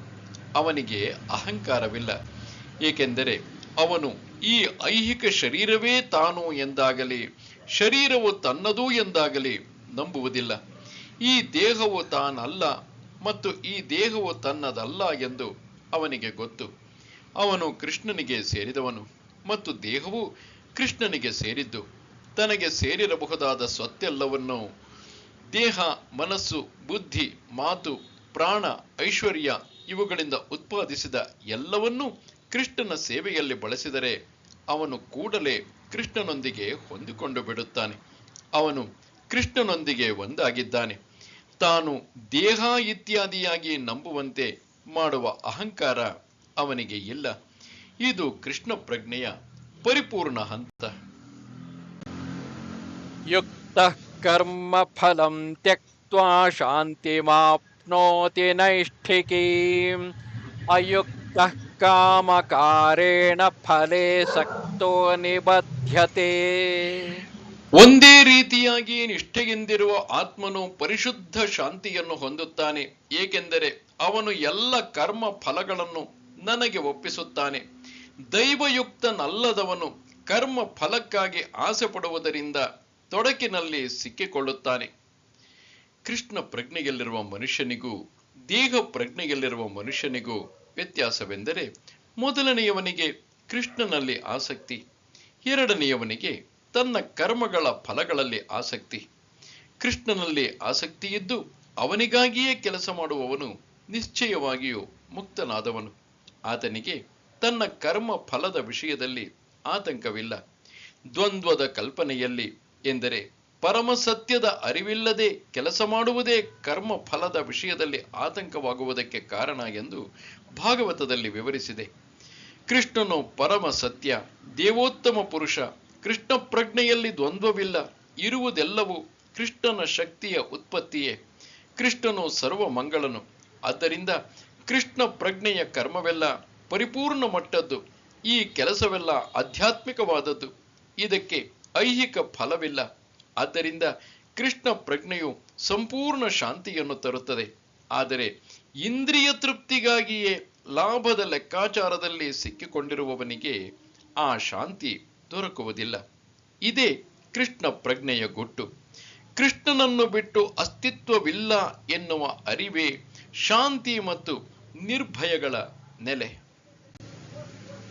ಸರ್ವಕರ್ಮಾಣಿ ಮನಸಾ ಸನ್ಯಸ್ಯಾಸ್ತೆ ಸುಖಂ ವಶಿ ನವದ್ವಾರೆ ಪುರೇ ದೇಹಿ ನೈವ ಕುರ್ವನ್ನ ಕಾರಯನ್. ದೇಹಸ್ಥ ಜೀವಿಯು ಸ್ವಭಾವವನ್ನು ನಿಯಂತ್ರಿಸಿ ಮಾನಸಿಕವಾಗಿ ಎಲ್ಲ ಕರ್ಮಗಳನ್ನು ತ್ಯಜಿಸಿದಾಗ ಅವನು ನವದ್ವಾರಗಳ ನಗರದಲ್ಲಿ, ಅಂದರೆ ಐಹಿಕ ಶರೀರದಲ್ಲಿ ಸುಖವಾಗಿ ವಾಸಿಸುತ್ತಾನೆ. ಅವನು ಕಾರ್ಯ ಮಾಡುವುದೂ ಇಲ್ಲ, ಕಾರ್ಯ ಮಾಡಿಸುವುದೂ ಇಲ್ಲ. ದೇಹಸ್ಥ ಆತ್ಮನು ನವದ್ವಾರಗಳ ನಗರದಲ್ಲಿ ವಾಸಿಸುತ್ತಾನೆ. ದೇಹದ ಅಥವಾ ಅಲಂಕಾರಿಕವಾಗಿ ವರ್ಣಿಸಿದ ದೇಹ ನಗರದ ಕಾರ್ಯಗಳನ್ನು ಅದರ ಪ್ರಕೃತಿ ಗುಣಗಳು ತಂತಾವೇ ನಿರ್ವಹಿಸಿಕೊಂಡು ಹೋಗುತ್ತವೆ. ಆತ್ಮನು ದೇಹದ ಸ್ಥಿತಿಗೆ ತನ್ನನ್ನು ಒಳಪಡಿಸಿಕೊಂಡಿದ್ದರೂ ಬಯಸಿದಾಗ ಆ ಸ್ಥಿತಿಯನ್ನು ಮೀರಬಲ್ಲನು. ತನ್ನ ಉತ್ತಮ ಸ್ವಭಾವವನ್ನು ಮರೆತ ಕಾರಣದಿಂದಲೇ ಆತನು ತನ್ನನ್ನು ಜಡ ದೇಹದೊಂದಿಗೆ ಗುರುತಿಸಿಕೊಳ್ಳುತ್ತಾನೆ. ಇದರಿಂದಾಗಿ ಕಷ್ಟಪಡುತ್ತಾನೆ. ಕೃಷ್ಣ ಪ್ರಜ್ಞೆಯಿಂದ ಆತನು ತನ್ನ ನಿಜವಾದ ಸ್ಥಿತಿಯನ್ನು ಮರಳಿ ಪಡೆಯಬಲ್ಲ ಮತ್ತು ಆ ಮೂಲಕ ದೇಹದ ಬಂಧನದಿಂದ ಹೊರಕ್ಕೆ ಬರಬಲ್ಲ. ಆದುದರಿಂದ ಕೃಷ್ಣ ಪ್ರಜ್ಞೆಯನ್ನು ಒಪ್ಪಿಕೊಂಡ ಮನುಷ್ಯನು ಕೂಡಲೇ ದೇಹದ ಕಾರ್ಯಗಳಿಂದ ದೂರನಾಗುತ್ತಾನೆ. ಇಂತಹ ನಿಯಂತ್ರಿತ ಬದುಕಿನಲ್ಲಿ ಅವನ ವಿಚಾರಗಳು ಬದಲಾಗುತ್ತವೆ. ಅವನು ನವದ್ವಾರಗಳ ನಗರದಲ್ಲಿ ಸುಖವಾಗಿರುತ್ತಾನೆ. 9 ದ್ವಾರಗಳನ್ನು ಹೀಗೆ ಹೆಸರಿಸಲಾಗಿದೆ: ನವದ್ವಾರೆ ಪುರೇ ದೇಹಿ ಹಂಸೋ ಲೇಲಾಯತೆ ಬಹಿಃ ವಶೀ ಸರ್ವಸ್ಯ ಲೋಕಸ್ಯ ಸ್ಥಾವರಸ್ಯ ಚರಸ್ಯ ಚ. ಜೀವಿಯ ದೇಹದಲ್ಲಿ ವಾಸಿಸುತ್ತಿರುವ ದೇವೋತ್ತಮ ಪರಮಪುರುಷನು ವಿಶ್ವದ ಎಲ್ಲಾ ಜೀವಿಗಳನ್ನು ನಿಯಂತ್ರಿಸುತ್ತಾನೆ. ದೇಹಕ್ಕೆ 9 ದ್ವಾರಗಳುಂಟು: 2 ಕಣ್ಣುಗಳು, ಮೂಗಿನ 2 ಹೊಳ್ಳೆಗಳು, 2 ಕಿವಿಗಳು, 1 ಬಾಯಿ, ಗುದ, ಜನನೇಂದ್ರಿಯ. ಹೀಗೆ ಬದ್ಧ ನೆಲೆಯಲ್ಲಿ ಜೀವಿಯು ತನ್ನ ದೇಹದೊಂದಿಗೆ ಗುರುತಿಸಿಕೊಳ್ಳುತ್ತಾನೆ. ಆದರೆ ಅವನು ತನ್ನನ್ನು ತನ್ನೊಳಗಿರುವ ಭಗವಂತನೊಡನೆ ಗುರುತಿಸಿಕೊಂಡಾಗ ದೇಹದಲ್ಲಿ ಇರುವಾಗಲೇ ಭಗವಂತನಷ್ಟೇ ಸ್ವತಂತ್ರನಾಗುತ್ತಾನೆ. ಶ್ವೇತಾಶ್ವತರ ಉಪನಿಷತ್ತಿನಲ್ಲಿ ಹೇಳಿರುವುದು. ಆದ್ದರಿಂದ ಕೃಷ್ಣ ಪ್ರಜ್ಞೆಯುಳ್ಳ ಮನುಷ್ಯನು ಐಹಿಕ ದೇಹದ ಹೊರಗಿನ ಮತ್ತು ಒಳಗಿನ ಎರಡೂ ಕಾರ್ಯಗಳಿಂದಲೂ ಸ್ವತಂತ್ರನು. ನ ಕರ್ತೃತ್ವಂ ನ ಕರ್ಮಾಣಿ ಲೋಕಸ್ಯ ಸೃಜತಿ ಪ್ರಭುಃ ನ ಕರ್ಮ ಫಲ ಸಂಯೋಗಂ ಸ್ವಭಾವಸ್ತು ಪ್ರವರ್ತತೆ. ತನ್ನ ದೇಹವೆಂಬ ನಗರದ ಒಡೆಯನಾದ ದೇಹಸ್ಥ ಆತ್ಮನು ಕರ್ಮಗಳನ್ನು ಸೃಷ್ಟಿಸುವುದಿಲ್ಲ, ಜನರಿಗೆ ಕರ್ಮ ಮಾಡುವಂತೆ ಮನ ಒಲಿಸುವುದಿಲ್ಲ ಮತ್ತು ಕರ್ಮ ಫಲವನ್ನು ಸೃಷ್ಟಿಸುವುದಿಲ್ಲ. ಇವೆಲ್ಲವನ್ನು ಐಹಿಕ ಪ್ರಕೃತಿಯ ಗುಣಗಳೇ ಸೃಷ್ಟಿ ಮಾಡುತ್ತವೆ. 7ನೆಯ ಅಧ್ಯಾಯದಲ್ಲಿ ವಿವರಿಸಿರುವಂತೆ ಜೀವಿಯು ಭಗವಂತನ ಶಕ್ತಿಗಳಲ್ಲಿ ಅಥವಾ ಪ್ರಕೃತಿಗಳಲ್ಲಿ ಒಂದು. ಇದು ಜಡವಸ್ತುವಿನಿಂದ ಭಿನ್ನವಾದದ್ದು. ಜಡವಸ್ತುವು ಭಗವಂತನ ಇನ್ನೊಂದು ಪ್ರಕೃತಿ. ಇದನ್ನು ಕನಿಷ್ಠ ಎನ್ನುತ್ತಾರೆ. ಉತ್ತಮ ಪ್ರಕೃತಿಯ ಜೀವಿಯು ಅನಾದಿ ಕಾಲದಿಂದ ಹೇಗೋ ಪ್ರಕೃತಿಯ ಐಹಿಕ ಪ್ರಕೃತಿಯೊಂದಿಗೆ ಸಂಬಂಧ ಹೊಂದಿದೆ. ಜೀವಿಗೆ ದೊರೆಯುವ ಅಲ್ಪ ಕಾಲದ ದೇಹವು ಅಥವಾ ಐಹಿಕ ವಾಸಸ್ಥಳವು ವಿವಿಧ ಕಾರ್ಯಗಳ ಮತ್ತು ಆ ಕರ್ಮ ಫಲಗಳ ಕಾರಣವಾಗುತ್ತದೆ. ಇಂತಹ ಬದ್ಧ ವಾತಾವರಣದಲ್ಲಿ ವಾಸಿಸುವುದರಿಂದ ಮನುಷ್ಯನು ಅಜ್ಞಾನದಿಂದ ತನ್ನನ್ನು ದೇಹದೊಂದಿಗೆ ಗುರುತಿಸಿಕೊಂಡು ದೇಹದ ಕರ್ಮ ಫಲಗಳಿಂದ ಕಷ್ಟಪಡುತ್ತಾನೆ. ಅನಾದಿ ಕಾಲದಿಂದ ಬಂದ ಅಜ್ಞಾನವೇ ದೇಹದ ಕಷ್ಟ ಮತ್ತು ಯಾತನೆಗಳಿಗೆ ಕಾರಣ. ಜೀವಿಯು ದೇಹದ ಕಾರ್ಯಗಳಿಂದ ದೂರವಾಗುತ್ತಲೇ ಆತನು ಪ್ರತಿಕ್ರಿಯೆಗಳಿಂದಲೂ ಬಿಡುಗಡೆಗೊಳ್ಳುತ್ತಾನೆ. ಅವನು ದೇಹವೆಂಬ ನಗರದಲ್ಲಿ ಇರುವ ತನಕ ಅದರ ಯಜಮಾನನಂತೆ ಕಾಣುತ್ತಾನೆ. ಆದರೆ ವಾಸ್ತವವಾಗಿ ಅವನು ಅದರ ಒಡೆಯನೂ ಅಲ್ಲ ಮತ್ತು ಅದರ ಕರ್ಮಗಳನ್ನು ಕರ್ಮ ಫಲಗಳನ್ನು ನಿಯಂತ್ರಿಸಬಲ್ಲವನೂ ಅಲ್ಲ. ಅವನು ತನ್ನ ಉಳಿವಿಗಾಗಿ ಸೆಣಸುತ್ತಾ ಭವಸಾಗರದಲ್ಲಿದ್ದಾನೆ ಅಷ್ಟೇ. ಸಾಗರದ ಅಲೆಗಳು ಅವನನ್ನು ಎತ್ತಿ ಹಾಕುತ್ತಿವೆ. ಅವುಗಳ ಮೇಲೆ ಅವನಿಗೆ ಯಾವ ಹತೋಟಿಯೂ ಇಲ್ಲ. ಅಲೌಕಿಕವಾದ ಕೃಷ್ಣ ಪ್ರಜ್ಞೆಯಿಂದಾಗಿ ಸಾಗರದಿಂದ ಹೊರಬರುವುದೇ ಅವನ ಮಟ್ಟಿಗೆ ಉತ್ತಮ ಪರಿಹಾರ. ಇದೊಂದೇ ಅವನನ್ನು ಎಲ್ಲ ಕ್ಷೋಭೆಯಿಂದ ರಕ್ಷಿಸಬಲ್ಲದು. ನಾದತ್ತೇ ಕಸ್ಯಚಿತ್ ಪಾಪಂ ನ ಚೈವ ಸುಕೃತಂ ವಿಭುಃ ಅಜ್ಞಾನೇನಾವೃತಂ ಜ್ಞಾನಂ ತೇನ ಮುಹ್ಯಂತಿ ಜಂತವಃ. ಭಗವಂತನು ಯಾರ ಪಾಪವನ್ನಾಗಲಿ ಪುಣ್ಯವನ್ನಾಗಲಿ ಸ್ವೀಕರಿಸುವುದಿಲ್ಲ. ದೇಹಸ್ಥ ಜೀವಿಗಳ ನಿಜವಾದ ಜ್ಞಾನವನ್ನು ಅಜ್ಞಾನವು ಮುಚ್ಚಿರುವುದರಿಂದ ಅವರು ದಿಗ್ಭ್ರಮೆಗೊಳ್ಳುತ್ತಾರೆ. ಸಂಸ್ಕೃತದ ವಿಭು ಎನ್ನುವ ಪದಕ್ಕೆ ಭಗವಂತ ಎಂದು ಅರ್ಥ. ಅವನದು ಅಮಿತವಾದ ಜ್ಞಾನ, ಸಂಪತ್ತು, ಶಕ್ತಿ, ಕೀರ್ತಿ, ಸೌಂದರ್ಯ ಮತ್ತು ತ್ಯಾಗ. ಅವನು ಸದಾ ಆತ್ಮತೃಪ್ತ. ಪಾಪ ಕರ್ಮಗಳು ಅಥವಾ ಪುಣ್ಯ ಕರ್ಮಗಳು ಅವನನ್ನು ಕದಡುವುದಿಲ್ಲ. ಅವನು ಯಾವ ಜೀವಿಗೂ ಒಂದು ವಿಶಿಷ್ಟವಾದ ಸನ್ನಿವೇಶವನ್ನು ಸೃಷ್ಟಿಸುವುದಿಲ್ಲ. ಆದರೆ ಜೀವಿಯು ಅಜ್ಞಾನದಿಂದ ದಿಗ್ಭ್ರಮೆಗೊಳ್ಳುತ್ತಾನೆ ಮತ್ತು ಬದುಕಿನಲ್ಲಿ ಯಾವುದೋ ಒಂದು ಸ್ಥಿತಿಯಲ್ಲಿರಲು ಬಯಸುತ್ತಾನೆ. ಇದರಿಂದ ಅವನ ಕ್ರಿಯೆ ಪ್ರತಿಕ್ರಿಯೆಗಳ ಸರಪಳಿ ಪ್ರಾರಂಭವಾಗುತ್ತದೆ. ಜೀವಿಯು ಶ್ರೇಷ್ಠ ಸ್ವಭಾವದವನಾದದ್ದರಿಂದ ಅವನಲ್ಲಿ ಜ್ಞಾನವೂ ತುಂಬಿದೆ. ಆದರೂ ತನ್ನ ಮಿತವಾದ ಶಕ್ತಿಯ ದೆಸೆಯಿಂದ ಅಜ್ಞಾನದ ಪ್ರಭಾವಕ್ಕೆ ಒಳಗಾಗುತ್ತಾನೆ. ಭಗವಂತನು ಸರ್ವಶಕ್ತನು, ಜೀವಿಯು ಸರ್ವಶಕ್ತನಲ್ಲ. ಭಗವಂತನು ವಿಭು ಅಥವಾ ಸರ್ವಜ್ಞ, ಜೀವಿಯು ಅಣು. ಅವನು ಜೀವಂತ ಆತ್ಮನಾದದ್ದರಿಂದ ಸ್ವತಂತ್ರ ಸಂಕಲ್ಪದಿಂದ ಏನನ್ನಾದರೂ ಅಪೇಕ್ಷಿಸುವ ಶಕ್ತಿ ಇದೆ. ಇಂತಹ ಅಪೇಕ್ಷೆಯನ್ನು ಸರ್ವಶಕ್ತನಾದ ಭಗವಂತನು ಮಾತ್ರ ಪೂರೈಸಬಲ್ಲ. ಆದುದರಿಂದ ಜೀವಿಯು ತನ್ನ ಬಯಕೆಗಳಿಂದ ದಿಗ್ಭ್ರಮೆಗೊಂಡಾಗ ಭಗವಂತನು ಆ ಬಯಕೆಗಳನ್ನು ಪೂರೈಸಿಕೊಳ್ಳಲು ಅವನಿಗೆ ಅವಕಾಶವನ್ನು ನೀಡುತ್ತಾನೆ. ಆದರೆ ಜೀವಿಯು ಬಯಸಿದ ಆ ನಿರ್ದಿಷ್ಟ ಸನ್ನಿವೇಶದ ಕ್ರಿಯೆ ಮತ್ತು ಪ್ರತಿಕ್ರಿಯೆಗಳಿಗೆ ಭಗವಂತನು ಹೊಣೆಯಲ್ಲ. ಆದುದರಿಂದ ದಿಗ್ಭ್ರಮೆಯ ಸ್ಥಿತಿಯಲ್ಲಿ ಇರುವಾಗ ದೇಹಸ್ಥ ಆತ್ಮನು ತನ್ನನ್ನು ಸಂದರ್ಭಾನುಸಾರವಾಗಿ ಒದಗಿದ ಐಹಿಕ ದೇಹದೊಂದಿಗೆ ಗುರುತಿಸಿಕೊಳ್ಳುತ್ತಾನೆ. ಇದರಿಂದ ಬದುಕಿನ ತಾತ್ಕಾಲಿಕ ಸುಖ ದುಃಖಗಳಿಗೆ ಒಳಗಾಗುತ್ತಾನೆ. ಪರಮಾತ್ಮನಾಗಿ ಭಗವಂತನು ಜೀವಿಯ ನಿರಂತರ ಸಖ. ಹೂವಿನ ಹತ್ತಿರ ಇದ್ದಾಗ ಹೂವಿನ ಪರಿಮಳವನ್ನು ಗ್ರಹಿಸುವುದು ಸಾಧ್ಯವಾಗುವಂತೆ ಭಗವಂತನು ಆತ್ಮದ ಆಸೆಗಳನ್ನು ಅರ್ಥ ಮಾಡಿಕೊಳ್ಳಬಲ್ಲ. ಆಸೆಯು ಜೀವಿಯ ಬದ್ಧತೆಯ ಒಂದು ಸೂಕ್ಷ್ಮ ರೂಪ. ಜೀವಿಯ ಯೋಗ್ಯತೆಗೆ ಅನುಗುಣವಾಗಿ ಭಗವಂತನು ಅವನ ಆಸೆಯನ್ನು ನೆರವೇರಿಸಿಕೊಡುತ್ತಾನೆ. ಮನುಷ್ಯನು ಒಂದು ರೀತಿಯಲ್ಲಿ ಬಗೆದರೆ ಭಗವಂತನು ಮತ್ತೊಂದು ರೀತಿಯಲ್ಲಿ ತೀರ್ಮಾನ ಮಾಡುತ್ತಾನೆ. ಆದುದರಿಂದ ವ್ಯಕ್ತಿಯು ತನ್ನ ಬಯಕೆಗಳನ್ನು ಪೂರೈಸಿಕೊಳ್ಳುವಷ್ಟು ಶಕ್ತನಲ್ಲ. ಭಗವಂತನಾದರೂ ಎಲ್ಲ ಆಸೆಗಳನ್ನು ಪೂರೈಸಬಲ್ಲ. ಭಗವಂತನು ಎಲ್ಲರ ವಿಷಯದಲ್ಲಿಯೂ ತಟಸ್ಥನಾಗಿರುವುದರಿಂದ ಅತ್ಯಲ್ಪ ಸ್ವಾತಂತ್ರ್ಯವುಳ್ಳ ಜೀವಿಗಳ ಆಸೆಗಳಲ್ಲಿ ಕೈ ಹಾಕುವುದಿಲ್ಲ. ಆದರೆ ಯಾವಾಗ ಮನುಷ್ಯನು ಕೃಷ್ಣನನ್ನು ಬಯಸುತ್ತಾನೋ ಆಗ ಭಗವಂತನು ಅವನನ್ನು ವಿಶೇಷ ರೀತಿಯಲ್ಲಿ ನೋಡಿಕೊಳ್ಳುತ್ತಾನೆ. ಕೃಷ್ಣನನ್ನು ಪಡೆದು ನಿರಂತರವಾಗಿ ಸುಖವಾಗಿರುವ ರೀತಿಯಲ್ಲಿ ಬಯಸುವಂತೆ ಆ ಮನುಷ್ಯನನ್ನು ಪ್ರೋತ್ಸಾಹಿಸುತ್ತಾನೆ. ಆದ್ದರಿಂದ ವೇದ ಮಂತ್ರಗಳು ಏಷವು ಹಿ ಏವ ಸಾಧು ಕರ್ಮ ಕಾರಯತಿ ತಂ ಯಂ ಏಭ್ಯೋ ಲೋಕೇಭ್ಯ ಉನ್ನಿನೀಶತೆ. ಏಷವು ಏವ ಸಾಧು ಕರ್ಮ ಕಾರಯತಿ ಯಂ ಅಧೋ ನಿನೀಶತೆ, ಜೀವಿಯು ಮೇಲೇರಲು ಸಾಧ್ಯವಾಗುವಂತೆ ಭಗವಂತನು ಅವನನ್ನು ಪುಣ್ಯ ಕಾರ್ಯಗಳಲ್ಲಿ ತೊಡಗಿಸುತ್ತಾನೆ. ಅವನು ನರಕಕ್ಕೆ ಹೋಗುವಂತೆ ಭಗವಂತನು ಅವನನ್ನು ಪಾಪ ಕಾರ್ಯಗಳಲ್ಲಿ ತೊಡಗಿಸುತ್ತಾನೆ ಎಂದು ಸ್ಪಷ್ಟವಾಗಿ ಕೌಶೀತಕಿ ಉಪನಿಷತ್ತು ಹೇಳುತ್ತದೆ. ಅಗ್ನೋ ಅಗ್ನೋ ಜಂತುರನೀಶೋ ಅಗ್ನೋ ಜಂತುರನೀಶೋಯಂ ಆತ್ಮನ ಸುಖ ದುಃಖಯೋಹೋ ಈಶ್ವರ ಪ್ರೇರಿತೋ ಗಚ್ಚೇತ್ ಸ್ವರ್ಗಂ ವಾಶ್ವಭ್ರಮೇವಚ. ತನ್ನ ಸುಖ ದುಃಖಗಳಲ್ಲಿ ಜೀವಿಯು ಸಂಪೂರ್ಣವಾಗಿ ಅಸ್ವತಂತ್ರನು. ಗಾಳಿಯಿಂದ ಅಟ್ಟಲ್ಪಡುವ ಮೋಡದಂತೆ ಅವನು ಪ್ರಭುವಿನ ಪರಮ ಸಂಕಲ್ಪಕ್ಕೆ ಅನುಸಾರವಾಗಿ ಸ್ವರ್ಗಕ್ಕೆ ಅಥವಾ ನರಕಕ್ಕೆ ಹೋಗಬಹುದು.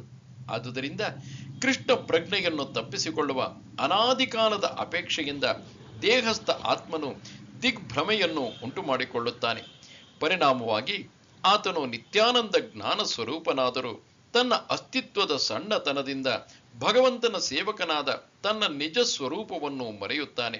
ಇದರಿಂದ ಅಜ್ಞಾನದಲ್ಲಿ ಸಿಕ್ಕಿಕೊಳ್ಳುತ್ತಾನೆ. ಅಜ್ಞಾನದ ಪ್ರಭಾವದಿಂದ ಜೀವಿಯು ತನ್ನ ಬದ್ಧ ಅಸ್ತಿತ್ವಕ್ಕೆ ಭಗವಂತನೇ ಹೊಣೆ ಎಂದು ಸಾಧಿಸಲು ಪ್ರಯತ್ನಿಸುತ್ತಾನೆ. ವೇದಾಂತ ಸೂತ್ರಗಳು ಇದನ್ನೇ ದೃಢಪಡಿಸುತ್ತವೆ. ವೈಷಮ್ಯ ನೈರ್ಘೃಣ್ಯೇ ನಸಾಪೇಕ್ಷತ್ವ ತಥಾಹಿ ದರ್ಶಯತಿ. ಭಗವಂತನು ಹಾಗೆ ತೋರಿದರೂ ಯಾರನ್ನೂ ದ್ವೇಷಿಸುವುದಿಲ್ಲ ಮತ್ತು ಯಾರನ್ನೂ ಇಷ್ಟಪಡುವುದೂ ಇಲ್ಲ. ಜ್ಞಾನೇನ ತು ತದಜ್ಞಾನಂ ಯೇಷಾಂ ನಾಶಿತಮಾತ್ಮನಃ ತೇಷಾಮಾದಿತ್ಯವಜ್ಞಾನಂ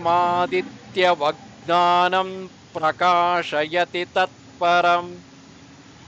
ಅಜ್ಞಾನವನ್ನು ನಾಶ ಮಾಡುವ ಜ್ಞಾನದ ಬೆಳಕನ್ನು ಮನುಷ್ಯನು ಪಡೆದುಕೊಂಡಾಗ ಹಗಲು ಹೊತ್ತಿನಲ್ಲಿ ಸೂರ್ಯನು ಎಲ್ಲದರ ಮೇಲೂ ಬೆಳಕು ಹರಿಸುವಂತೆ ಅವನ ಜ್ಞಾನವು ಎಲ್ಲವನ್ನೂ ಪ್ರಕಾಶಗೊಳಿಸುತ್ತದೆ. ಕೃಷ್ಣನನ್ನು ಮರೆತವರು ದಿಗ್ಭ್ರಮೆಗೊಳ್ಳಲೇಬೇಕು. ಆದರೆ ಕೃಷ್ಣ ಪ್ರಜ್ಞೆಯಲ್ಲಿ ಇರುವವರಿಗೆ ದಿಗ್ಭ್ರಮೆಯೇ ಇಲ್ಲ. ಭಗವದ್ಗೀತೆಯಲ್ಲಿ ಸರ್ವಂ ಜ್ಞಾನ ಪ್ಲವೇನ ಜ್ಞಾನಾಗ್ನಿ ಸರ್ವಕರ್ಮಾಣಿ ಎಂದು ನಹಿ ಜ್ಞಾನೇನ ಸದೃಶಂ ಎಂದು ಹೇಳಿದೆ. ಜ್ಞಾನಕ್ಕೆ ಯಾವಾಗಲೂ ಬಹುಗೌರವ. ಆ ಜ್ಞಾನ ಯಾವುದು? ಕೃಷ್ಣನಿಗೆ ಶರಣಾದಾಗ ಪರಿಪೂರ್ಣ ಜ್ಞಾನವು ಲಭಿಸುತ್ತದೆ. ಭಗವದ್ಗೀತೆಯ 7ನೇ ಅಧ್ಯಾಯದ 19ನೇ ಶ್ಲೋಕದಲ್ಲಿ ಹೇಳಿರುವಂತೆ ಬಹೂನಾಂ ಜನ್ಮಾನಾಂ ಅಂತೆ ಜ್ಞಾನವಾನ್ ಮಾಂ ಪ್ರಪದ್ಯತೆ. ಅನೇಕಾನೇಕ ಜನ್ಮಗಳು ಕಳೆದ ನಂತರ ಮನುಷ್ಯನು ಪರಿಪೂರ್ಣ ಜ್ಞಾನದಲ್ಲಿ ಕೃಷ್ಣನಿಗೆ ಶರಣಾಗತನಾದಾಗ ಅಥವಾ ಕೃಷ್ಣ ಪ್ರಜ್ಞೆಯನ್ನು ಗಳಿಸಿದಾಗ ಸೂರ್ಯನು ಹಗಲಿನಲ್ಲಿ ಎಲ್ಲವನ್ನೂ ತೋರಿಸಿಕೊಡುವಂತೆ ಅವನಿಗೆ ಎಲ್ಲ ತೆರೆದಿಟ್ಟಂತಾಗುತ್ತದೆ. ಜೀವಿಯು ಹಲವಾರು ರೀತಿಗಳಲ್ಲಿ ದಿಗ್ಭ್ರಮೆ ಹೊಂದುತ್ತಾನೆ. ಉದಾಹರಣೆಗೆ, ಅವಿನಯದಿಂದ ಆತನು ತಾನೇ ದೇವರು ಎಂದುಕೊಂಡಾಗ ಅವನು ಅಜ್ಞಾನದ ಕಟ್ಟ ಕಡೆಯ ಬಲೆಗೆ ಬೀಳುತ್ತಾನೆ. ಜೀವಿಯೊಬ್ಬನು ದೇವರಾದರೆ ಅವನು ಅಜ್ಞಾನದಿಂದ ದಿಗ್ಭ್ರಮೆಗೊಳ್ಳುವುದು ಹೇಗೆ? ಅಜ್ಞಾನದಿಂದ ದೇವರು ದಿಗ್ಭ್ರಮೆಗೊಳ್ಳುವನೇ? ಹಾಗಿದ್ದರೆ ಅಜ್ಞಾನ ಅಥವಾ ಸೈತಾನ ದೇವರಿಗಿಂತ ದೊಡ್ಡವನೆಂದಾಯಿತು. ನಿಜವಾದ ಜ್ಞಾನವನ್ನು ಕೃಷ್ಣ ಪ್ರಜ್ಞೆಯಲ್ಲಿ ಪರಿಪೂರ್ಣನಾದವನಿಂದ ಪಡೆದುಕೊಳ್ಳಬಹುದು. ಆದುದರಿಂದ ಮನುಷ್ಯನು ನಿಜವಾದ ಗುರುವನ್ನು ಹುಡುಕಿ ಪಡೆಯಬೇಕು. ಅವನಿಂದ ಕೃಷ್ಣ ಪ್ರಜ್ಞೆ ಎಂದರೇನು ಎಂದು ಕಲಿಯಬೇಕು.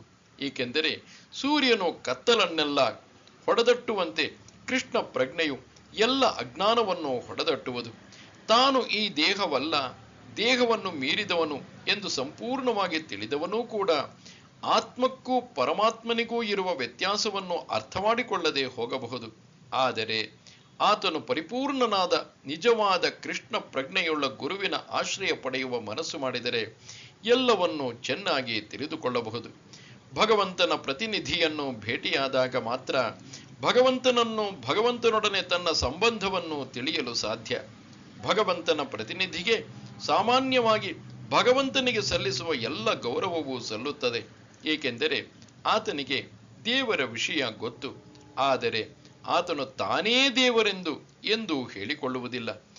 ದೇವರಿಗೂ ಜೀವಿಗೂ ಇರುವ ವ್ಯತ್ಯಾಸವನ್ನು ತಿಳಿದುಕೊಳ್ಳಬೇಕು.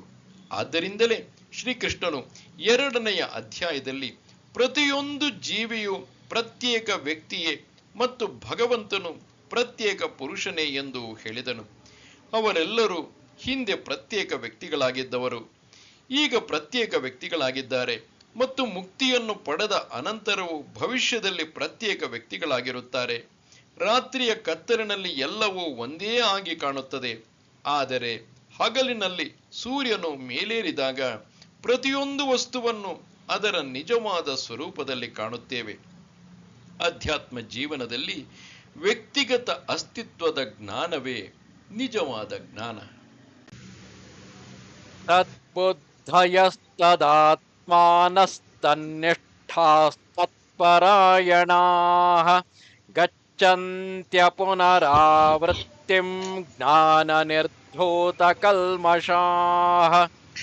ಮನುಷ್ಯನ ಬುದ್ಧಿ, ಮನಸ್ಸು, ಶ್ರದ್ಧೆ ಮತ್ತು ಆಶ್ರಯ ಎಲ್ಲವೂ ಪರಮ ಪ್ರಭುವಿನಲ್ಲಿ ನೆಲೆ ನಿಂತಾಗ ಪೂರ್ಣ ಜ್ಞಾನವು ಆತನ ಸಂಶಯಗಳೆಲ್ಲವನ್ನೂ ತೊಳೆದು ಅವನನ್ನು ಪರಿಶುದ್ಧನನ್ನಾಗಿ ಮಾಡುತ್ತದೆ. ಹೀಗೆ ಆತನು ಮುಕ್ತಿ ಮಾರ್ಗದಲ್ಲಿ ನೇರವಾಗಿ ಮುನ್ನಡೆಯುತ್ತಾನೆ. ಪರಮ ದಿವ್ಯ ಸತ್ಯವು ಶ್ರೀಕೃಷ್ಣನೇ.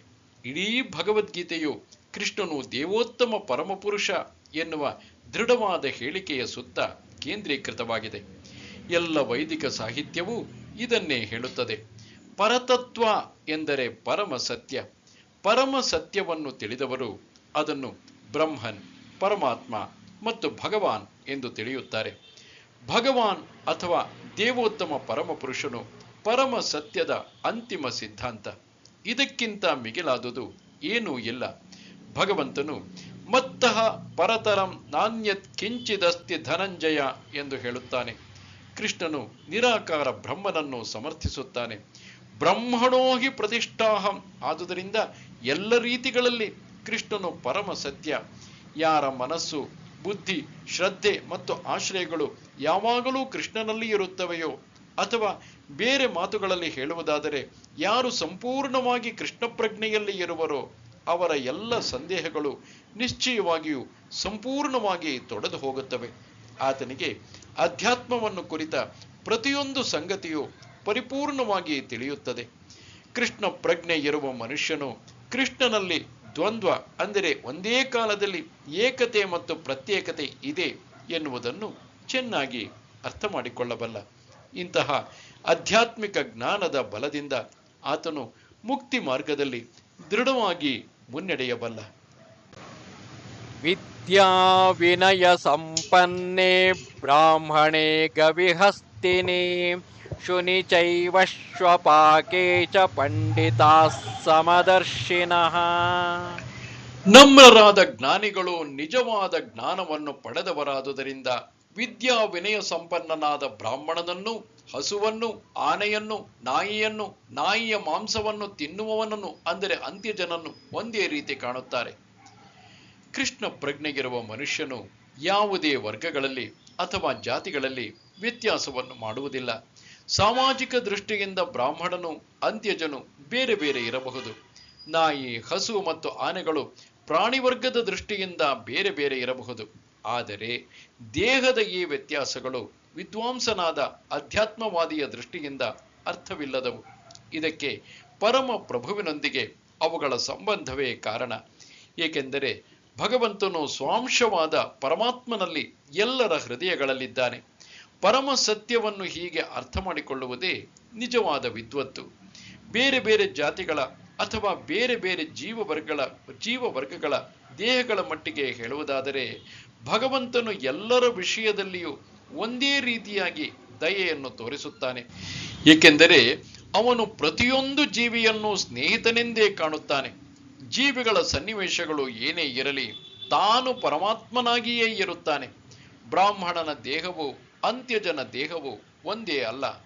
ಆದರೂ ಪರಮಾತ್ಮನಾಗಿ ಭಗವಂತನು ಅಂತ್ಯಜನಲ್ಲಿಯೂ ಬ್ರಾಹ್ಮಣನಲ್ಲಿಯೂ ಇದ್ದಾನೆ. ದೇಹಗಳು ಐಹಿಕ ಪ್ರಕೃತಿಯ ಬೇರೆ ಬೇರೆ ಗುಣಗಳಿಂದಾದ ಜಡ ವಸ್ತುವಿನ ಉತ್ಪನ್ನಗಳು. ಆದರೆ ದೇಹದೊಳಗಿರುವ ಆತ್ಮನೂ ಪರಮಾತ್ಮನು ಒಂದೇ ಆಧ್ಯಾತ್ಮಿಕ ಗುಣದವರು. ಆತ್ಮನೂ ಪರಮಾತ್ಮನೂ ಗುಣದಲ್ಲಿ ಒಂದೇ ಆಗಿದ್ದರೂ ಪ್ರಮಾಣದಲ್ಲಿ ಒಂದೇ ಅಲ್ಲ. ಏಕೆಂದರೆ ಜೀವಾತ್ಮನು ಆ ನಿರ್ದಿಷ್ಟ ದೇಹದಲ್ಲಿ ಮಾತ್ರ ಇದ್ದಾನೆ. ಆದರೆ ಪರಮಾತ್ಮನು ಪ್ರತಿಯೊಂದು ದೇಹದಲ್ಲಿಯೂ ಇದ್ದಾನೆ. ಕೃಷ್ಣ ಪ್ರಜ್ಞೆ ಇರುವ ಮನುಷ್ಯನಿಗೆ ಇದರ ಸಂಪೂರ್ಣ ತಿಳುವಳಿಕೆ ಇದೆ. ಆದುದರಿಂದ ಅವನು ನಿಜವಾದ ಪಂಡಿತ ಮತ್ತು ಸಮದರ್ಶಿ. ಆತ್ಮ ಮತ್ತು ಪರಮಾತ್ಮರ ಸದೃಶ ಲಕ್ಷಣಗಳೆಂದರೆ ಅವರಿಬ್ಬರಿಗೂ ಪ್ರಜ್ಞೆಯುಂಟು. ಇಬ್ಬರು ನಿತ್ಯರು ಮತ್ತು ಆನಂದಮಯರು. ಆದರೆ ವ್ಯತ್ಯಾಸವೆಂದರೆ ಜೀವಾತ್ಮನ ಪ್ರಜ್ಞೆಯು ದೇಹದ ವ್ಯಾಪ್ತಿಗೆ ಸೀಮಿತವಾಗಿದೆ. ಆದರೆ ಪರಮಾತ್ಮನಿಗೆ ಎಲ್ಲ ದೇಹಗಳ ಪ್ರಜ್ಞೆಗಿದೆ. ಪರಮಾತ್ಮನು ವ್ಯತ್ಯಾಸ ಮಾಡದೆ ಎಲ್ಲ ಶರೀರಗಳಲ್ಲೂ ಇದ್ದಾನೆ.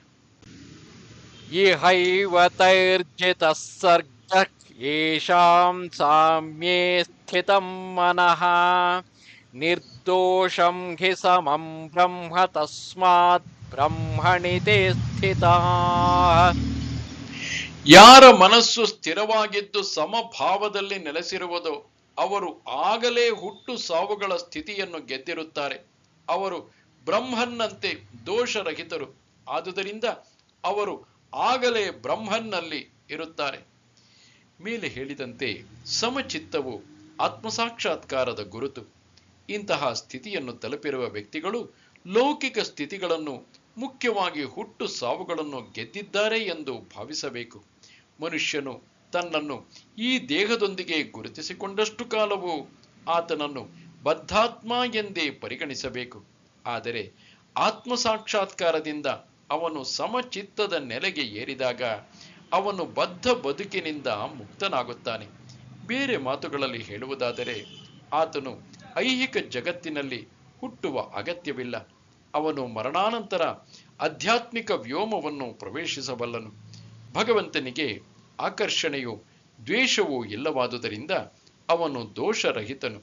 ಹೀಗೆಯೇ ಜೀವಿಗೆ ಆಕರ್ಷಣೆಯಾಗಲಿ ದ್ವೇಷವಾಗಲಿ ಇಲ್ಲವಾದಾಗ ಆತನು ದೋಷರಹಿತನಾಗುತ್ತಾನೆ. ಆಧ್ಯಾತ್ಮಿಕ ವ್ಯೋಮವನ್ನು ಪ್ರವೇಶಿಸಲು ಅರ್ಹನಾಗುತ್ತಾನೆ. ಇಂತಹವರನ್ನು ಆಗಲೇ ಮುಕ್ತರು ಎಂದು ಪರಿಗಣಿಸಲಾಗುತ್ತದೆ. ಅವರ ಲಕ್ಷಣಗಳನ್ನು ಮುಂದೆ ವರ್ಣಿಸಿದೆ. ನ ಪ್ರಹೃಷ್ಯೇತ್ ಪ್ರಿಯಂ ಪ್ರಾಪ್ಯ ನೋದ್ವಿಜೇತ್ ಪ್ರಾಪ್ಯ ಚ ಪ್ರಿಯಂ ಸ್ಥಿರ ಬುದ್ಧಿರ ಸಮ್ಮೂಢ ಬ್ರಹ್ಮವಿದ್ ಬ್ರಹ್ಮಣಿ ಸ್ಥಿತಃ. ಪ್ರಿಯವಾದುದನ್ನು ಸಾಧಿಸಿದಾಗ ಹರ್ಷಿಸದಿರುವವನು, ಅಪ್ರಿಯವಾದುದು ಘಟಿಸಿದಾಗ ಶೋಕಿಸದಿರುವವನು, ಸ್ಥಿರ ಬುದ್ಧಿಯುಳ್ಳವನು, ದಿಗ್ಭ್ರಮೆ ಹೊಂದದವನು, ಭಗವದ್ ವಿಜ್ಞಾನವನ್ನು ತಿಳಿದವನು ಆದ ಮನುಷ್ಯನು ಆಗಲೇ ಆಧ್ಯಾತ್ಮಿಕ ನೆಲೆಯನ್ನು ಹೊಂದಿದ್ದಾನೆ. ಆತ್ಮ ಸಾಕ್ಷಾತ್ಕಾರವನ್ನು ಸಾಧಿಸಿದ ಮನುಷ್ಯನ ಲಕ್ಷಣಗಳನ್ನು ಇಲ್ಲಿ ಹೇಳಲಾಗಿದೆ. ದೇಹವನ್ನೇ ಆತ್ಮವೆಂದು ತಪ್ಪಾಗಿ ಗುರುತಿಸುವ ಮಾಯೆಗೆ ಒಳಗಾಗುವುದಿಲ್ಲ ಎನ್ನುವುದು ಮೊದಲನೆಯ ಲಕ್ಷಣ. ತಾನು ದೇಹವಲ್ಲ, ದೇವೋತ್ತಮ ಪರಮ ಪುರುಷನ ಒಂದು ಪ್ರತ್ಯೇಕ ಭಾಗ ಎಂದು ಅವನಿಗೆ ಸಂಪೂರ್ಣವಾಗಿ ತಿಳಿದಿರುತ್ತದೆ. ಆದುದರಿಂದ ಆತನು ಏನನ್ನಾದರೂ ಸಾಧಿಸಿದಾಗ ಹಿಗ್ಗುವುದಿಲ್ಲ. ತನ್ನ ದೇಹಕ್ಕೆ ಸಂಬಂಧಿಸಿದ ಏನನ್ನಾದರೂ ಕಳೆದುಕೊಂಡಾಗ ಕುಗ್ಗುವುದಿಲ್ಲ. ಇದಕ್ಕೆ ಸ್ಥಿರ ಬುದ್ಧಿ ಎಂದು ಹೆಸರು. ಆದುದರಿಂದ ಅವನು ಜಡ ದೇಹವನ್ನು ಆತ್ಮವೆಂದು ತಪ್ಪಾಗಿ ತಿಳಿದು ದಿಗ್ಭ್ರಮೆ ಹೊಂದುವುದಿಲ್ಲ. ದೇಹವು ಶಾಶ್ವತವೆಂದು ಭಾವಿಸುವುದಿಲ್ಲ ಮತ್ತು ಆತ್ಮನ ಅಸ್ತಿತ್ವವನ್ನು ಕಡೆಗಣಿಸುವುದಿಲ್ಲ. ಇದರಿಂದ ಅವನು ಪರಮ ಸತ್ಯದ ಸಂಪೂರ್ಣ ವಿಜ್ಞಾನವನ್ನು, ಎಂದರೆ ಬ್ರಹ್ಮನ್, ಪರಮಾತ್ಮ ಮತ್ತು ಭಗವಂತನನ್ನು ತಿಳಿದುಕೊಳ್ಳುವ ಮಟ್ಟಕ್ಕೇರುತ್ತಾನೆ. ಆತನು ಪರಮ ಸತ್ಯದೊಂದಿಗೆ ಎಲ್ಲ ರೀತಿಗಳಲ್ಲೂ ಒಂದಾಗುವ ಹುಸಿ ಪ್ರಯತ್ನವನ್ನು ಮಾಡದೆ ತನ್ನ ನಿಜ ಸ್ವರೂಪವನ್ನು ತಿಳಿದಿರುತ್ತಾನೆ. ಇದಕ್ಕೆ ಬ್ರಹ್ಮನ್ ಸಾಕ್ಷಾತ್ಕಾರ ಅಥವಾ ಆತ್ಮಸಾಕ್ಷಾತ್ಕಾರ ಎಂದು ಹೆಸರು. ಇಂತಹ ಸ್ಥಿರ ಪ್ರಜ್ಞೆಯನ್ನು ಕೃಷ್ಣ ಪ್ರಜ್ಞೆ ಎಂದು ಕರೆಯುತ್ತಾರೆ. ಬಾಹ್ಯ ಸ್ಪರ್ಶೇಷ್ವಸಕ್ತಾತ್ಮ ವಿಂದತ್ಯಾತ್ಮನಿ ಯತ್ ಸುಖಂ ಸ ಬ್ರಹ್ಮಯೋಗಯುಕ್ತಾತ್ಮ ಸುಖಮಕ್ಷಯಮಶ್ನುತೆ. ಹೀಗೆ ಮುಕ್ತನಾದ ಮನುಷ್ಯನಿಗೆ ಐಹಿಕ ಇಂದ್ರಿಯ ಸುಖದ ಆಕರ್ಷಣೆ ಇಲ್ಲ. ಅವನು ಯಾವಾಗಲೂ ಆಂತರ್ಯದಲ್ಲಿ ಸುಖವನ್ನು ಅನುಭವಿಸುತ್ತಾ ಸಮಾಧಿ ಸ್ಥಿತಿಯಲ್ಲಿರುತ್ತಾನೆ. ಈ ರೀತಿಯಲ್ಲಿ ಆತ್ಮಸಾಕ್ಷಾತ್ಕಾರ ಪಡೆದ ಮನುಷ್ಯನು ಪರಮ ಸತ್ಯದಲ್ಲಿ ಮಗ್ನನಾಗಿರುವುದರಿಂದ ಅಮಿತಾನಂದವನ್ನು ಸವಿಯುತ್ತಾನೆ. ಕೃಷ್ಣ ಪ್ರಜ್ಞೆಯುಳ್ಳ ಶ್ರೇಷ್ಠ ಭಕ್ತರಾದ ಶ್ರೀ ಯಾಮನಾಚಾರ್ಯರು ಹೀಗೆ ಹೇಳಿದ್ದಾರೆ. ಯದವಧಿ ಮಮ ಚೇತ ಕೃಷ್ಣ ಪದಾರವಿಂದೇ ನವ ನವ ರಸಧಾಮ್ನಿ ಉದ್ಯತಂ ರಂತುಮಾಸೀತ್ ತದವಧಿ ಬತ ನಾರಿ ಸಂಗಮೇ ಸ್ವರ್ಯಮಾನೆ ಭವತಿ ಮುಖ ವಿಕಾರ ಸುಷ್ಟು ನಿಷ್ಠಿವನಂಚ. ಕೃಷ್ಣನು ದಿವ್ಯ ಪ್ರೇಮ ಸೇವೆಯಲ್ಲಿ ನಿರತನಾಗಿ ಅವನಲ್ಲಿ ಹೊಸ ಹೊಸ ಸಂತೋಷವನ್ನು ಅನುಭವಿಸುತ್ತಿರುವಾಗಿನಿಂದ ಕಾಮ ಸುಖವನ್ನು ಯೋಚಿಸಿದಾಗಲೆಲ್ಲ ಜಿಗುಪ್ಸೆ ಪಡುತ್ತೇನೆ ಮತ್ತು ನನ್ನ ಮುಖದಲ್ಲಿ ಅಸಹ್ಯ ಭಾವ ಉಂಟಾಗುತ್ತದೆ. ಬ್ರಹ್ಮಯೋಗದಲ್ಲಿ ಅಥವಾ ಕೃಷ್ಣ ಪ್ರಜ್ಞೆಯಲ್ಲಿ ಇರುವ ಮನುಷ್ಯನು ಭಗವಂತನ ಪ್ರೇಮಪೂರ್ವಕ ಸೇವೆಯಲ್ಲಿ ಎಷ್ಟು ಮರೆತಿರುತ್ತಾನೆ ಎಂದರೆ ಆತನಿಗೆ ಐಹಿಕ ಇಂದ್ರಿಯ ಸುಖದಲ್ಲಿ ಆಸಕ್ತಿಯೇ ಹೋಗಿಬಿಡುತ್ತದೆ. ಜಡ ವಸ್ತುವಿಗೆ ಸಂಬಂಧಿಸಿದಂತೆ ಅತ್ಯುನ್ನತ ಸುಖವೆಂದರೆ ಕಾಮ ಸುಖ. ಇಡೀ ಪ್ರಪಂಚವೇ ಅದರ ಮೋಡಿಗೆ ಸಿಲುಕಿ ನಡೆಯುತ್ತಿದೆ. ಪ್ರಾಪಂಚಿಕನಾದವನು ಈ ಪ್ರೇರಣೆ ಇಲ್ಲದೆ ಕೆಲಸವನ್ನೇ ಮಾಡಲಾರ. ಆದರೆ ಕೃಷ್ಣ ಪ್ರಜ್ಞೆಯಲ್ಲಿ ತೊಡಗಿರುವವನು ಲೈಂಗಿಕ ಸುಖವನ್ನು ದೂರವಿಡುತ್ತಾನೆ. ಅವನು ಅದಿಲ್ಲದೆಯೇ ಹೆಚ್ಚು ಚೈತನ್ಯಪೂರ್ಣವಾಗಿ ಕೆಲಸ ಮಾಡಬಲ್ಲ. ಆತ್ಮ ಸಾಕ್ಷಾತ್ಕಾರಕ್ಕೆ ಇದೇ ಪರೀಕ್ಷೆ. ಆಧ್ಯಾತ್ಮಿಕ ಸಾಕ್ಷಾತ್ಕಾರಕ್ಕೂ ರತಿ ಸುಖಕ್ಕೂ ಹೊಂದಾಣಿಕೆ ಆಗುವುದಿಲ್ಲ. ಕೃಷ್ಣ ಪ್ರಜ್ಞೆಯಲ್ಲಿರುವ ಮನುಷ್ಯನು ಮುಕ್ತಾತ್ಮನಾಗಿರುವುದರಿಂದ ಅವನಿಗೆ ಯಾವುದೇ ಇಂದ್ರಿಯ ಸುಖದ ಆಕರ್ಷಣೆ ಇರುವುದಿಲ್ಲ. ಯೇ ಹಿ ಸಂಸ್ಪರ್ಶಜಾ ಭೋಗಾ ದುಃಖಯೋನಯ ಏವ ತೇ ಆದ್ಯಂತವಂತಃ ಕೌಂತೇಯ ನ ತೇಷು ರಮತೆ ಬುಧಃ. ವಿಷಯೇಂದ್ರಿಯಗಳ ಸಂಪರ್ಕವು ದುಃಖವನ್ನು ಉಂಟು ಮಾಡುವುದರಿಂದ ವಿವೇಕಿಯಾದವನು ಅದರಲ್ಲಿ ತೊಡಗುವುದಿಲ್ಲ. ಕುಂತಿಪುತ್ರನಾದ ಅರ್ಜುನನೇ, ಇಂತಹ ಸುಖಗಳಿಗೆ ಆದಿಯೂ ಅಂತ್ಯವೂ ಉಂಟು. ಆದುದರಿಂದ ವಿವೇಕಿಯಾದವನು ಅವುಗಳಲ್ಲಿ ಸಂತೋಷ ಪಡುವುದಿಲ್ಲ. ಐಹಿಕ ಇಂದ್ರಿಯ ಸುಖಗಳು ಐಹಿಕ ಇಂದ್ರಿಯಗಳ ಸಂಪರ್ಕದಿಂದ ಉಂಟಾಗುತ್ತವೆ. ಇವೆಲ್ಲ ಅಲ್ಪ ಕಾಲದವು, ಏಕೆಂದರೆ ದೇಹವೇ ಅಲ್ಪ ಕಾಲದ್ದು. ಅಲ್ಪ ಕಾಲದ್ದಾದ ಯಾವುದರಲ್ಲಿಯೂ ಮುಕ್ತಾತ್ಮನಿಗೆ ಆಸಕ್ತಿ ಇಲ್ಲ. ಅಲೌಕಿಕವಾದ ಸುಖಗಳನ್ನು ಚೆನ್ನಾಗಿ ಬಲ್ಲ ಮುಕ್ತಾತ್ಮನು ಹುಸಿ ಸಂತೋಷವನ್ನು ಸವಿಯಲು ಒಪ್ಪುವುದಾದರೂ ಹೇಗೆ? ಪದ್ಮಪುರಾಣದಲ್ಲಿ ಹೀಗೆ ಹೇಳಿದೆ: ರಮಂತೆ ಯೋಗಿನೋನಂತೆ ಸತ್ಯಾನಂದೇ ಚಿದಾತ್ಮನಿ ಇತಿ ರಾಮ ಪದೇನಾಸೌ ಪರಂ ಬ್ರಹ್ಮಾಭಿಧೀಯತೆ. ಯೋಗಿಗಳು ಪರಮಸತ್ಯದಿಂದ ಅಮಿತವಾದ ದಿವ್ಯಾನಂದವನ್ನು ಪಡೆಯುತ್ತಾರೆ. ಆದುದರಿಂದ ಪರಮ ಸತ್ಯನಾದ ದೇವೋತ್ತಮ ಪುರುಷನಿಗೆ ರಾಮ ಎಂದು ಹೆಸರು. ಶ್ರೀಮದ್ ಭಾಗವತದಲ್ಲಿ ಸಹ ಹೀಗೆ ಹೇಳಿದೆ: ನಾಯಂ ದೇಹೋ ದೇಹ ಭಾಜಂ ನೃಲೋಕೆ ಕಷ್ಟಾನ್ ಕಾಮಾನ್ ಅರ್ಹತೆ ವಿಡ್ಭುಜಾಂ ಯೇ ತಪೋ ದಿವ್ಯಂ ಪುತ್ರಕಾಯೇನ ಸತ್ವಂ ಶುದ್ಧೇದ್ಯಸ್ಮಾತ್ ಬ್ರಹ್ಮ ಸೌಖ್ಯಂ ತ್ವನಂತಂ. ನನ್ನ ಪ್ರೀತಿಯ ಪುತ್ರರೇ, ಈ ಮಾನವ ರೂಪದಲ್ಲಿರುವಾಗ ಇಂದ್ರಿಯ ಸಂತೋಷಕ್ಕಾಗಿ ಬಹಳ ಕಷ್ಟಪಡುವ ಅಗತ್ಯವಿಲ್ಲ. ಮಲಭಕ್ಷಕಗಳು ಅಂದರೆ ಹಂದಿಗಳೂ ಸಹ ಇಂತಹ ಸುಖವನ್ನು ಅನುಭವಿಸುತ್ತವೆ. ಇದರ ಬದಲು ನೀವು ಈ ಜನ್ಮದಲ್ಲಿ ತಪಸ್ಸನ್ನು ಆಚರಿಸಬೇಕು. ಇದರಿಂದ ನಿಮ್ಮ ಅಸ್ತಿತ್ವವು ಪರಿಶುದ್ಧವಾಗುವುದು. ಇದರ ಫಲವಾಗಿ ನೀವು ಅನಂತವಾದ ದಿವ್ಯಾನಂದವನ್ನು ಸವಿಯುವಿರಿ. ಆದುದರಿಂದ ನಿಜವಾದ ಯೋಗಿಗಳಿಗೆ ಅಥವಾ ವಿದ್ವಜ್ಜನರಾದ ಆಧ್ಯಾತ್ಮಿಕವಾದಿಗಳಿಗೆ ಇಂದ್ರಿಯ ಸುಖಗಳ ಆಕರ್ಷಣೆ ಇರುವುದಿಲ್ಲ. ಈ ಇಂದ್ರಿಯ ಸುಖಗಳು ನಿರಂತರವಾದ ಐಹಿಕ ಅಸ್ತಿತ್ವಕ್ಕೆ ಕಾರಣವಾಗುತ್ತದೆ. ಮನುಷ್ಯನು ಐಹಿಕ ಸುಖಕ್ಕೆ ಅಂಟಿಕೊಂಡಷ್ಟು ಐಹಿಕ ದುಃಖಗಳಲ್ಲಿ ಸಿಕ್ಕಿಕೊಳ್ಳುತ್ತಾನೆ. ಶಕ್ನೋತಿ ಹೈವ ಯಃ ಸೋಢುಂ ಪ್ರಾಕ್ಷರೀರ ವಿಮೋಕ್ಷಣಾತ್ ಕಾಮಕ್ರೋಧೋದ್ಭವಂ ವೇಗಂ ಸಯುಕ್ತಃ ಸ ಸುಖೀ ನರಃ. ಈ ದೇಹವನ್ನು ಬಿಡುವುದಕ್ಕೆ ಮೊದಲೇ ಐಹಿಕ ಇಂದ್ರಿಯಗಳ ಬಯಕೆಗಳನ್ನು ಸಹಿಸಿಕೊಂಡು ಕಾಮ ಕ್ರೋಧಗಳ ಆವೇಗವನ್ನು ತಡೆಯಲು ಶಕ್ತನಾದ ಮನುಷ್ಯನು ಈ ಲೋಕದಲ್ಲಿ ಒಳ್ಳೆಯ ಸ್ಥಿತಿಯಲ್ಲಿರುತ್ತಾನೆ ಮತ್ತು ಸುಖಿಯಾಗಿರುತ್ತಾನೆ.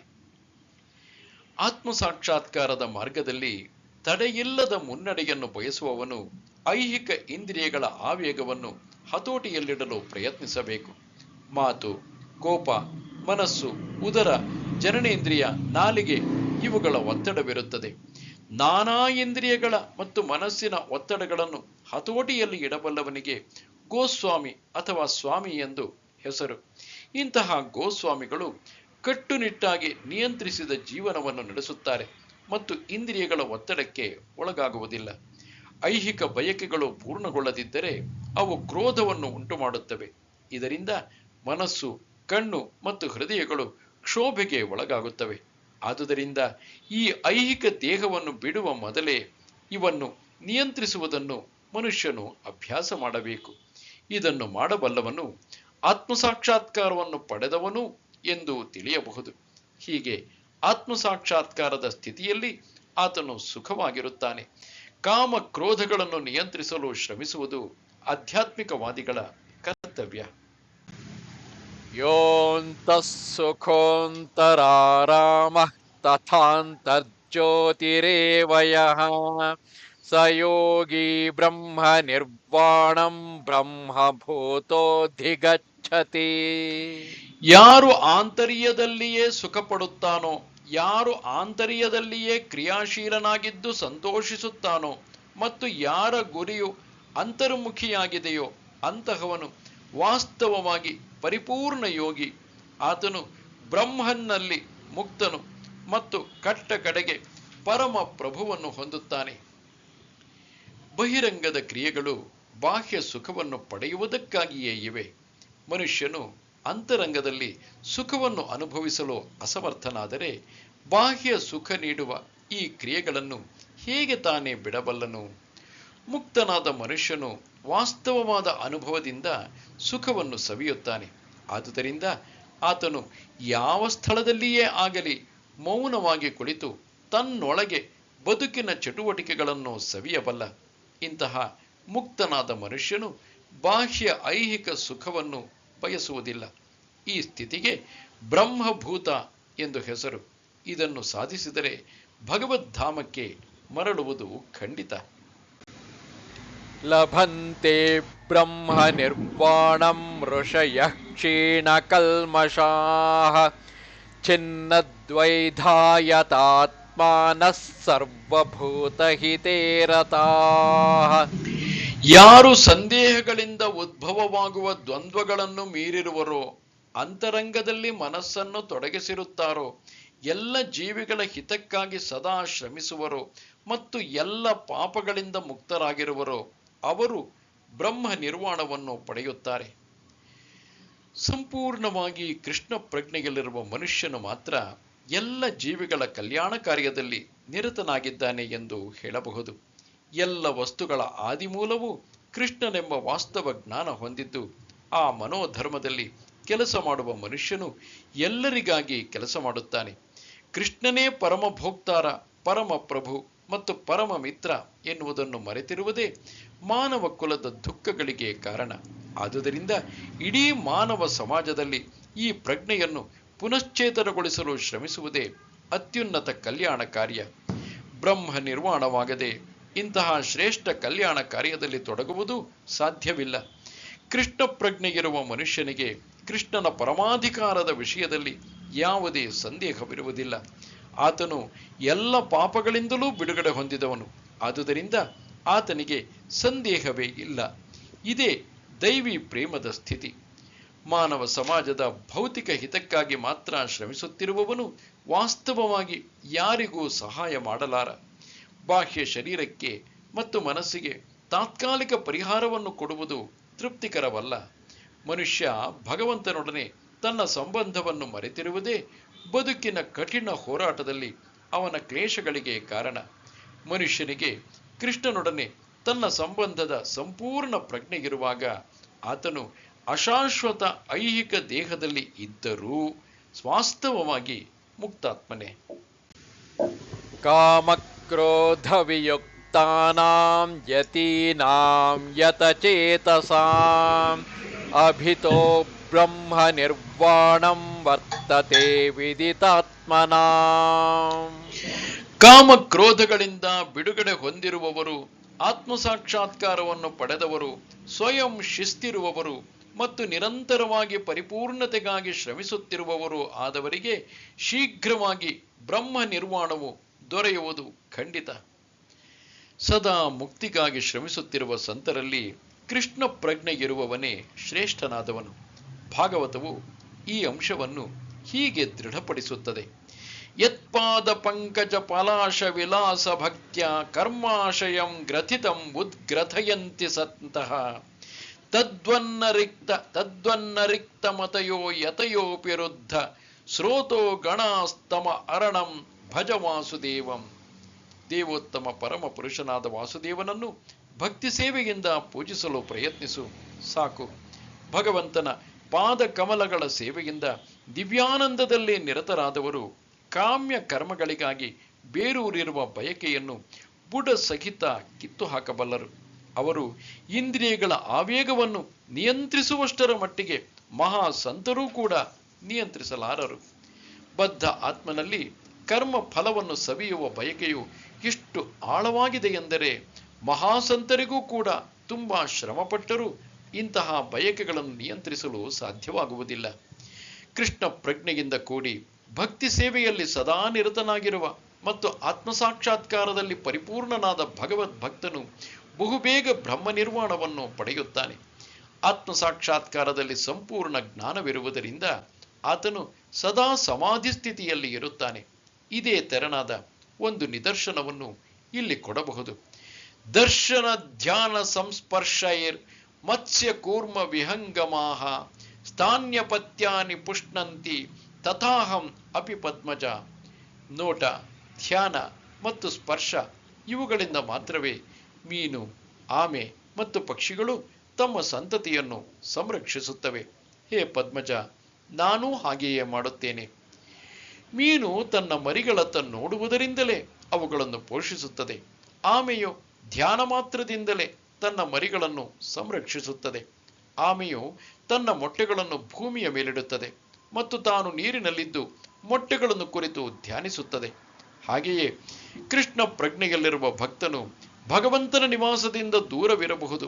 ಆದರೂ ಅವನು ಭಗವಂತನನ್ನು ಕುರಿತು ಸದಾ ಚಿಂತಿಸುವುದರಿಂದ ಕೃಷ್ಣ ಪ್ರಜ್ಞೆಯಲ್ಲಿ ನಿರತನಾಗಿದ್ದು ಭಗವಂತನ ನಿವಾಸಕ್ಕೆ ಏರಬಲ್ಲ. ಆತನು ಐಹಿಕ ಕ್ಲೇಶಗಳ ನೋವನ್ನು ಅನುಭವಿಸುವುದಿಲ್ಲ. ಈ ಸ್ಥಿತಿಯನ್ನು ಬ್ರಹ್ಮ ನಿರ್ವಾಣ ಎಂದು ಕರೆಯಲಾಗುತ್ತದೆ.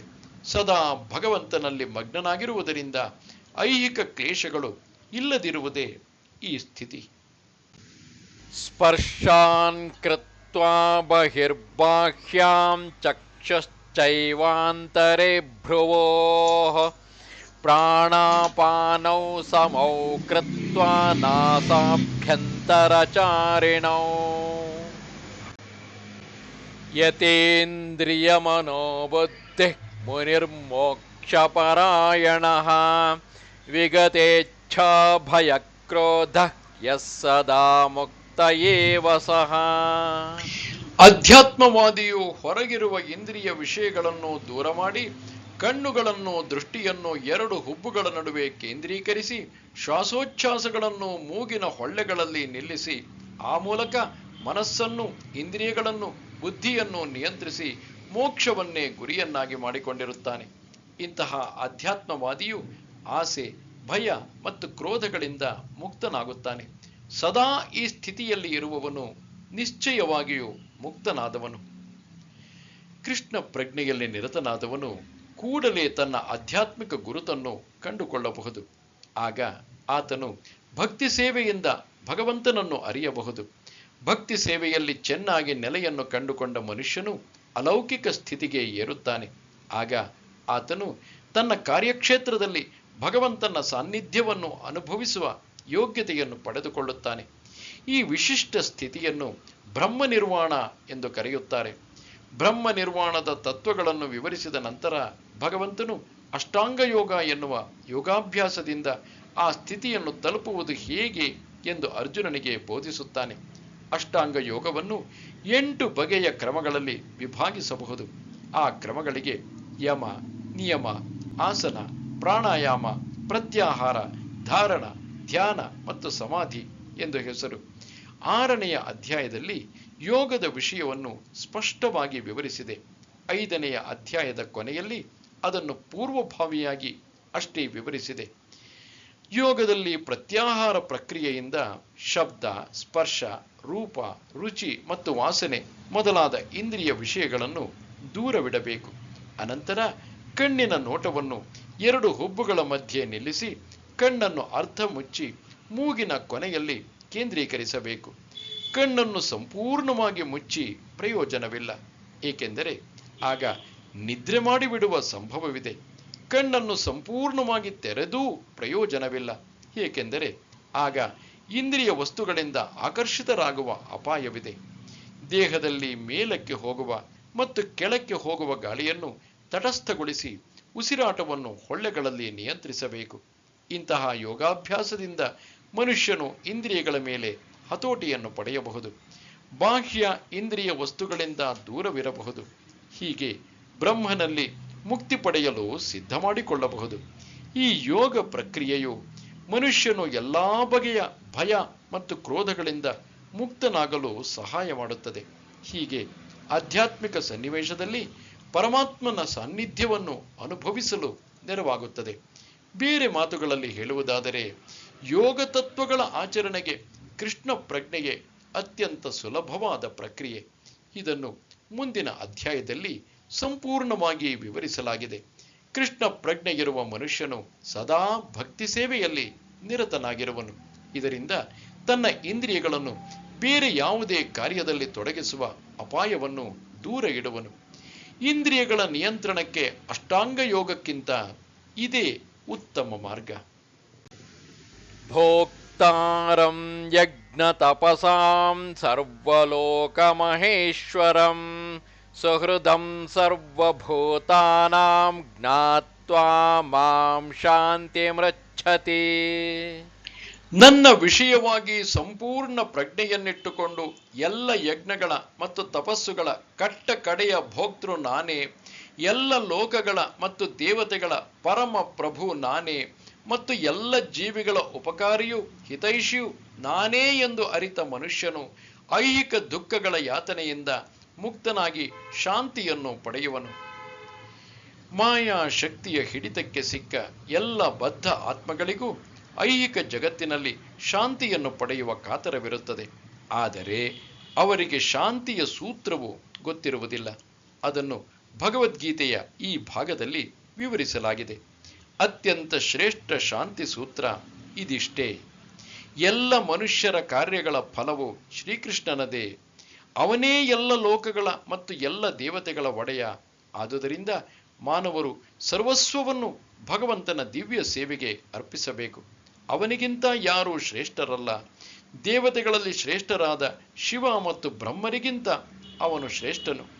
ವೇದಗಳಲ್ಲಿ, ಅಂದರೆ ಶ್ವೇತಾಶ್ವತರ ಉಪನಿಷತ್ತಿನಲ್ಲಿ ಭಗವಂತನನ್ನು ತಮ್ ಈಶ್ವರಾಣಾಂ ಪರಮಂ ಮಹೇಶ್ವರಂ ಎಂದು ವರ್ಣಿಸಿದೆ. ಮಾಯೆಯ ಪ್ರಭಾವದಿಂದ ಜೀವಿಗಳು ತಾವು ಕಂಡದ್ದಕ್ಕೆಲ್ಲ ಒಡೆಯರಾಗಬೇಕೆಂದು ಪ್ರಯತ್ನಿಸುತ್ತಿದ್ದಾರೆ. ಆದರೆ ವಾಸ್ತವವಾಗಿ ಅವರು ಭಗವಂತನ ಮಾಯಾಶಕ್ತಿಯ ಪ್ರಭಾವಕ್ಕೆ ಒಳಗಾಗಿದ್ದಾರೆ. ಭಗವಂತನು ಐಹಿಕ ಪ್ರಕೃತಿಯ ಒಡೆಯ. ಬದ್ಧ ಆತ್ಮರು ಐಹಿಕ ಪ್ರಕೃತಿಯ ಅತ್ಯಂತ ಕಟ್ಟುನಿಟ್ಟಿನ ನಿಯಮಗಳಿಗೆ ಒಳಗಾಗಿದ್ದಾರೆ. ಈ ವಾಸ್ತವಾಂಶಗಳನ್ನಾದರೂ ಮನುಷ್ಯನು ಅರ್ಥ ಮಾಡಿಕೊಳ್ಳದಿದ್ದರೆ ಪ್ರಪಂಚದಲ್ಲಿ ವೈಯಕ್ತಿಕವಾಗಿ ಆಗಲಿ ಸಾಮೂಹಿಕವಾಗಿ ಆಗಲಿ ಶಾಂತಿಯನ್ನು ಸಾಧಿಸುವುದು ಸಾಧ್ಯವಿಲ್ಲ. ಕೃಷ್ಣ ಪ್ರಜ್ಞೆಯ ಅರ್ಥ ಇದು. ಶ್ರೀಕೃಷ್ಣನೇ ಪರಮಾಧಿಕಾರಿ. ಮಹಾನ್ ದೇವತೆಗಳೂ ಸೇರಿದಂತೆ ಎಲ್ಲ ಜೀವಿಗಳು ಅವನ ಅಧಿಕಾರಕ್ಕೆ ಒಳಪಟ್ಟವರು. ಕೃಷ್ಣ ಪ್ರಜ್ಞೆಯಲ್ಲಿ ಮಾತ್ರ ಮನುಷ್ಯನಿಗೆ ಸಂಪೂರ್ಣ ಶಾಂತಿಯು ಸಾಧ್ಯ. 5ನೆಯ ಅಧ್ಯಾಯವು ಕೃಷ್ಣ ಪ್ರಜ್ಞೆಯ ಕಾರ್ಯಸಾಧ್ಯ ವಿವರಣೆ. ಇದು ಸಾಮಾನ್ಯವಾಗಿ ಕರ್ಮಯೋಗ ಎಂದೇ ಪರಿಚಿತವಾಗಿದೆ. ಕರ್ಮಯೋಗವು ಮುಕ್ತಿಯನ್ನು ತಂದುಕೊಡಲು ಹೇಗೆ ಸಾಧ್ಯ ಎನ್ನುವ ಪ್ರಶ್ನೆಗೆ ಉತ್ತರ ಇಲ್ಲಿದೆ. ಕೃಷ್ಣ ಪ್ರಜ್ಞೆಯಲ್ಲಿ ಕೆಲಸ ಮಾಡುವುದೆಂದರೆ ಭಗವಂತನೇ ಪರಮಾಧಿಕಾರಿ ಎನ್ನುವ ಸಂಪೂರ್ಣ ಅರಿವಿನಲ್ಲಿ ಕೆಲಸ ಮಾಡುವುದು. ಇಂತಹ ಕೆಲಸವು ಆಧ್ಯಾತ್ಮಿಕ ಅರಿವಿನಿಂದ ಭಿನ್ನವೇನಲ್ಲ. ನೇರವಾದ ಕೃಷ್ಣ ಪ್ರಜ್ಞೆಯು ಭಕ್ತಿಯೋಗ, ಜ್ಞಾನಯೋಗವು ಭಕ್ತಿಯೋಗಕ್ಕೆ ದಾರಿ. ಕೃಷ್ಣ ಪ್ರಜ್ಞೆ ಎಂದರೆ ಪರಮ ಸತ್ಯದೊಂದಿಗೆ ತನ್ನ ಸಂಬಂಧದ ಸಂಪೂರ್ಣ ತಿಳುವಳಿಕೆಯನ್ನು ಇಟ್ಟುಕೊಂಡು ಕೆಲಸ ಮಾಡುವುದು. ಈ ಅರಿವಿನ ಪರಿಪೂರ್ಣತೆಯು ಸಂಪೂರ್ಣ ಕೃಷ್ಣ ಜ್ಞಾನ ಅಥವಾ ದೇವೋತ್ತಮ ಪರಮ ಪುರುಷನ ಜ್ಞಾನ. ಪರಿಶುದ್ಧವಾದ ಆತ್ಮನು ಭಗವಂತನ ವಿಭಿನ್ನಾಂಶವೇ ಆಗಿ ಅವನ ನಿರಂತರ ಸೇವಕ. ಮಾಯೆಯ ಮೇಲೆ ಪ್ರಭುತ್ವ ನಡೆಸುವ ಬಯಕೆಯಿಂದಾಗಿ ಆತ್ಮನಿಗೆ ಮಾಯೆಯ ಸಂಪರ್ಕವಾಗುತ್ತದೆ. ಅವನ ಹಲವು ಕಷ್ಟಗಳಿಗೆ ಇದೇ ಕಾರಣ. ಜಡವಸ್ತುವಿನೊಡನೆ ಸಂಪರ್ಕವಿರುವಷ್ಟು ಕಾಲವು ಆತನು ಭೌತಿಕ ಅಗತ್ಯಗಳ ಪ್ರಕಾರ ಕೆಲಸ ಮಾಡಬೇಕಾಗುತ್ತದೆ. ಆದರೆ ಕೃಷ್ಣ ಪ್ರಜ್ಞೆಯು ಮನುಷ್ಯನು ಜಡವಸ್ತುವಿನ ವ್ಯಾಪ್ತಿಯಲ್ಲಿ ಇದ್ದಾಗಲೇ ಆಧ್ಯಾತ್ಮಿಕ ಜೀವನಕ್ಕೆ ಅವನನ್ನು ಕೊಂಡೊಯ್ಯುತ್ತದೆ. ಏಕೆಂದರೆ ಅದು ಐಹಿಕ ಜಗತ್ತಿನಲ್ಲಿ ಕಾರ್ಯ ಮಾಡುತ್ತಿರುವಾಗಲೇ ಆಧ್ಯಾತ್ಮಿಕ ಪ್ರಜ್ಞೆಯನ್ನು ಜಾಗೃತಗೊಳಿಸುತ್ತದೆ. ಮನುಷ್ಯನು ಮುನ್ನಡೆದಷ್ಟು ಅವನು ಜಡವಸ್ತುವಿನ ಹಿಡಿತದಿಂದ ಪಾರಾಗುತ್ತಾನೆ. ಭಗವಂತನು ಯಾರ ವಿಷಯದಲ್ಲಿಯೂ ಪಕ್ಷಪಾತಿಯಲ್ಲ. ಎಲ್ಲವೂ ಕೃಷ್ಣ ಪ್ರಜ್ಞೆಯಲ್ಲಿ ಮನುಷ್ಯನು ಕರ್ತವ್ಯಗಳನ್ನು ಕಾರ್ಯಶೀಲವಾಗಿ ನಿರ್ವಹಿಸುವುದನ್ನೇ ಅವಲಂಬಿಸಿದೆ. ಕೃಷ್ಣ ಪ್ರಜ್ಞೆಯು ಮನುಷ್ಯನಿಗೆ ಎಲ್ಲಾ ರೀತಿಗಳಲ್ಲಿ ಇಂದ್ರಿಯಗಳನ್ನು ನಿಯಂತ್ರಿಸಿ ಕಾಮ ಕ್ರೋಧಗಳ ಪರಿಣಾಮವನ್ನು ಗೆಲ್ಲುವುದಕ್ಕೆ ನೆರವಾಗುತ್ತದೆ. ಕೃಷ್ಣ ಪ್ರಜ್ಞೆಯಲ್ಲಿ ಸ್ಥಿರವಾಗಿ ನಿಂತು ಕಾಮ ಕ್ರೋಧಗಳನ್ನು ಹತೋಟಿಯಲ್ಲಿ ಇಟ್ಟುಕೊಳ್ಳುವ ಮನುಷ್ಯನು ವಾಸ್ತವಿಕವಾಗಿ ಆಧ್ಯಾತ್ಮಿಕ ಘಟ್ಟದಲ್ಲಿ ಬ್ರಹ್ಮ ನಿರ್ವಾಣದಲ್ಲಿ ಉಳಿಯುತ್ತಾನೆ. ಅಷ್ಟಾಂಗ ಯೋಗದ ಅಭ್ಯಾಸವು ಕೃಷ್ಣ ಪ್ರಜ್ಞೆಯಲ್ಲಿ ತಂತಾನೇ ಆಗುತ್ತದೆ. ಏಕೆಂದರೆ ಅಂತಿಮ ಗುರಿಯ ಸಾಧನೆಯಾಗುತ್ತದೆ. ಯಮ, ನಿಯಮ, ಆಸನ, ಪ್ರಾಣಾಯಾಮ, ಪ್ರತ್ಯಾಹಾರ, ಧಾರಣ, ಧ್ಯಾನ ಮತ್ತು ಸಮಾಧಿಗಳ ಅಭ್ಯಾಸದಲ್ಲಿ ಕ್ರಮವಾದ ಏರಿಕೆ ಇದೆ. ಆದರೆ ಇವೆಲ್ಲ ಭಕ್ತಿಪೂರ್ವಕ ಸೇವೆಯಿಂದ ಪರಿಪೂರ್ಣತೆಯನ್ನು ಪಡೆಯಲು ಪೂರ್ವಭಾವಿ ಸಿದ್ಧತೆ ಅಷ್ಟೇ. ಭಕ್ತಿಪೂರ್ವಕ ಸೇವೆಯು ಮಾತ್ರವೇ ಮನುಷ್ಯನಿಗೆ ಶಾಂತಿಯನ್ನು ನೀಡಬಲ್ಲದು. ಇದು ಬದುಕಿನ ಅತ್ಯುನ್ನತ ಪರಿಪೂರ್ಣತೆಯಾಗಿದೆ.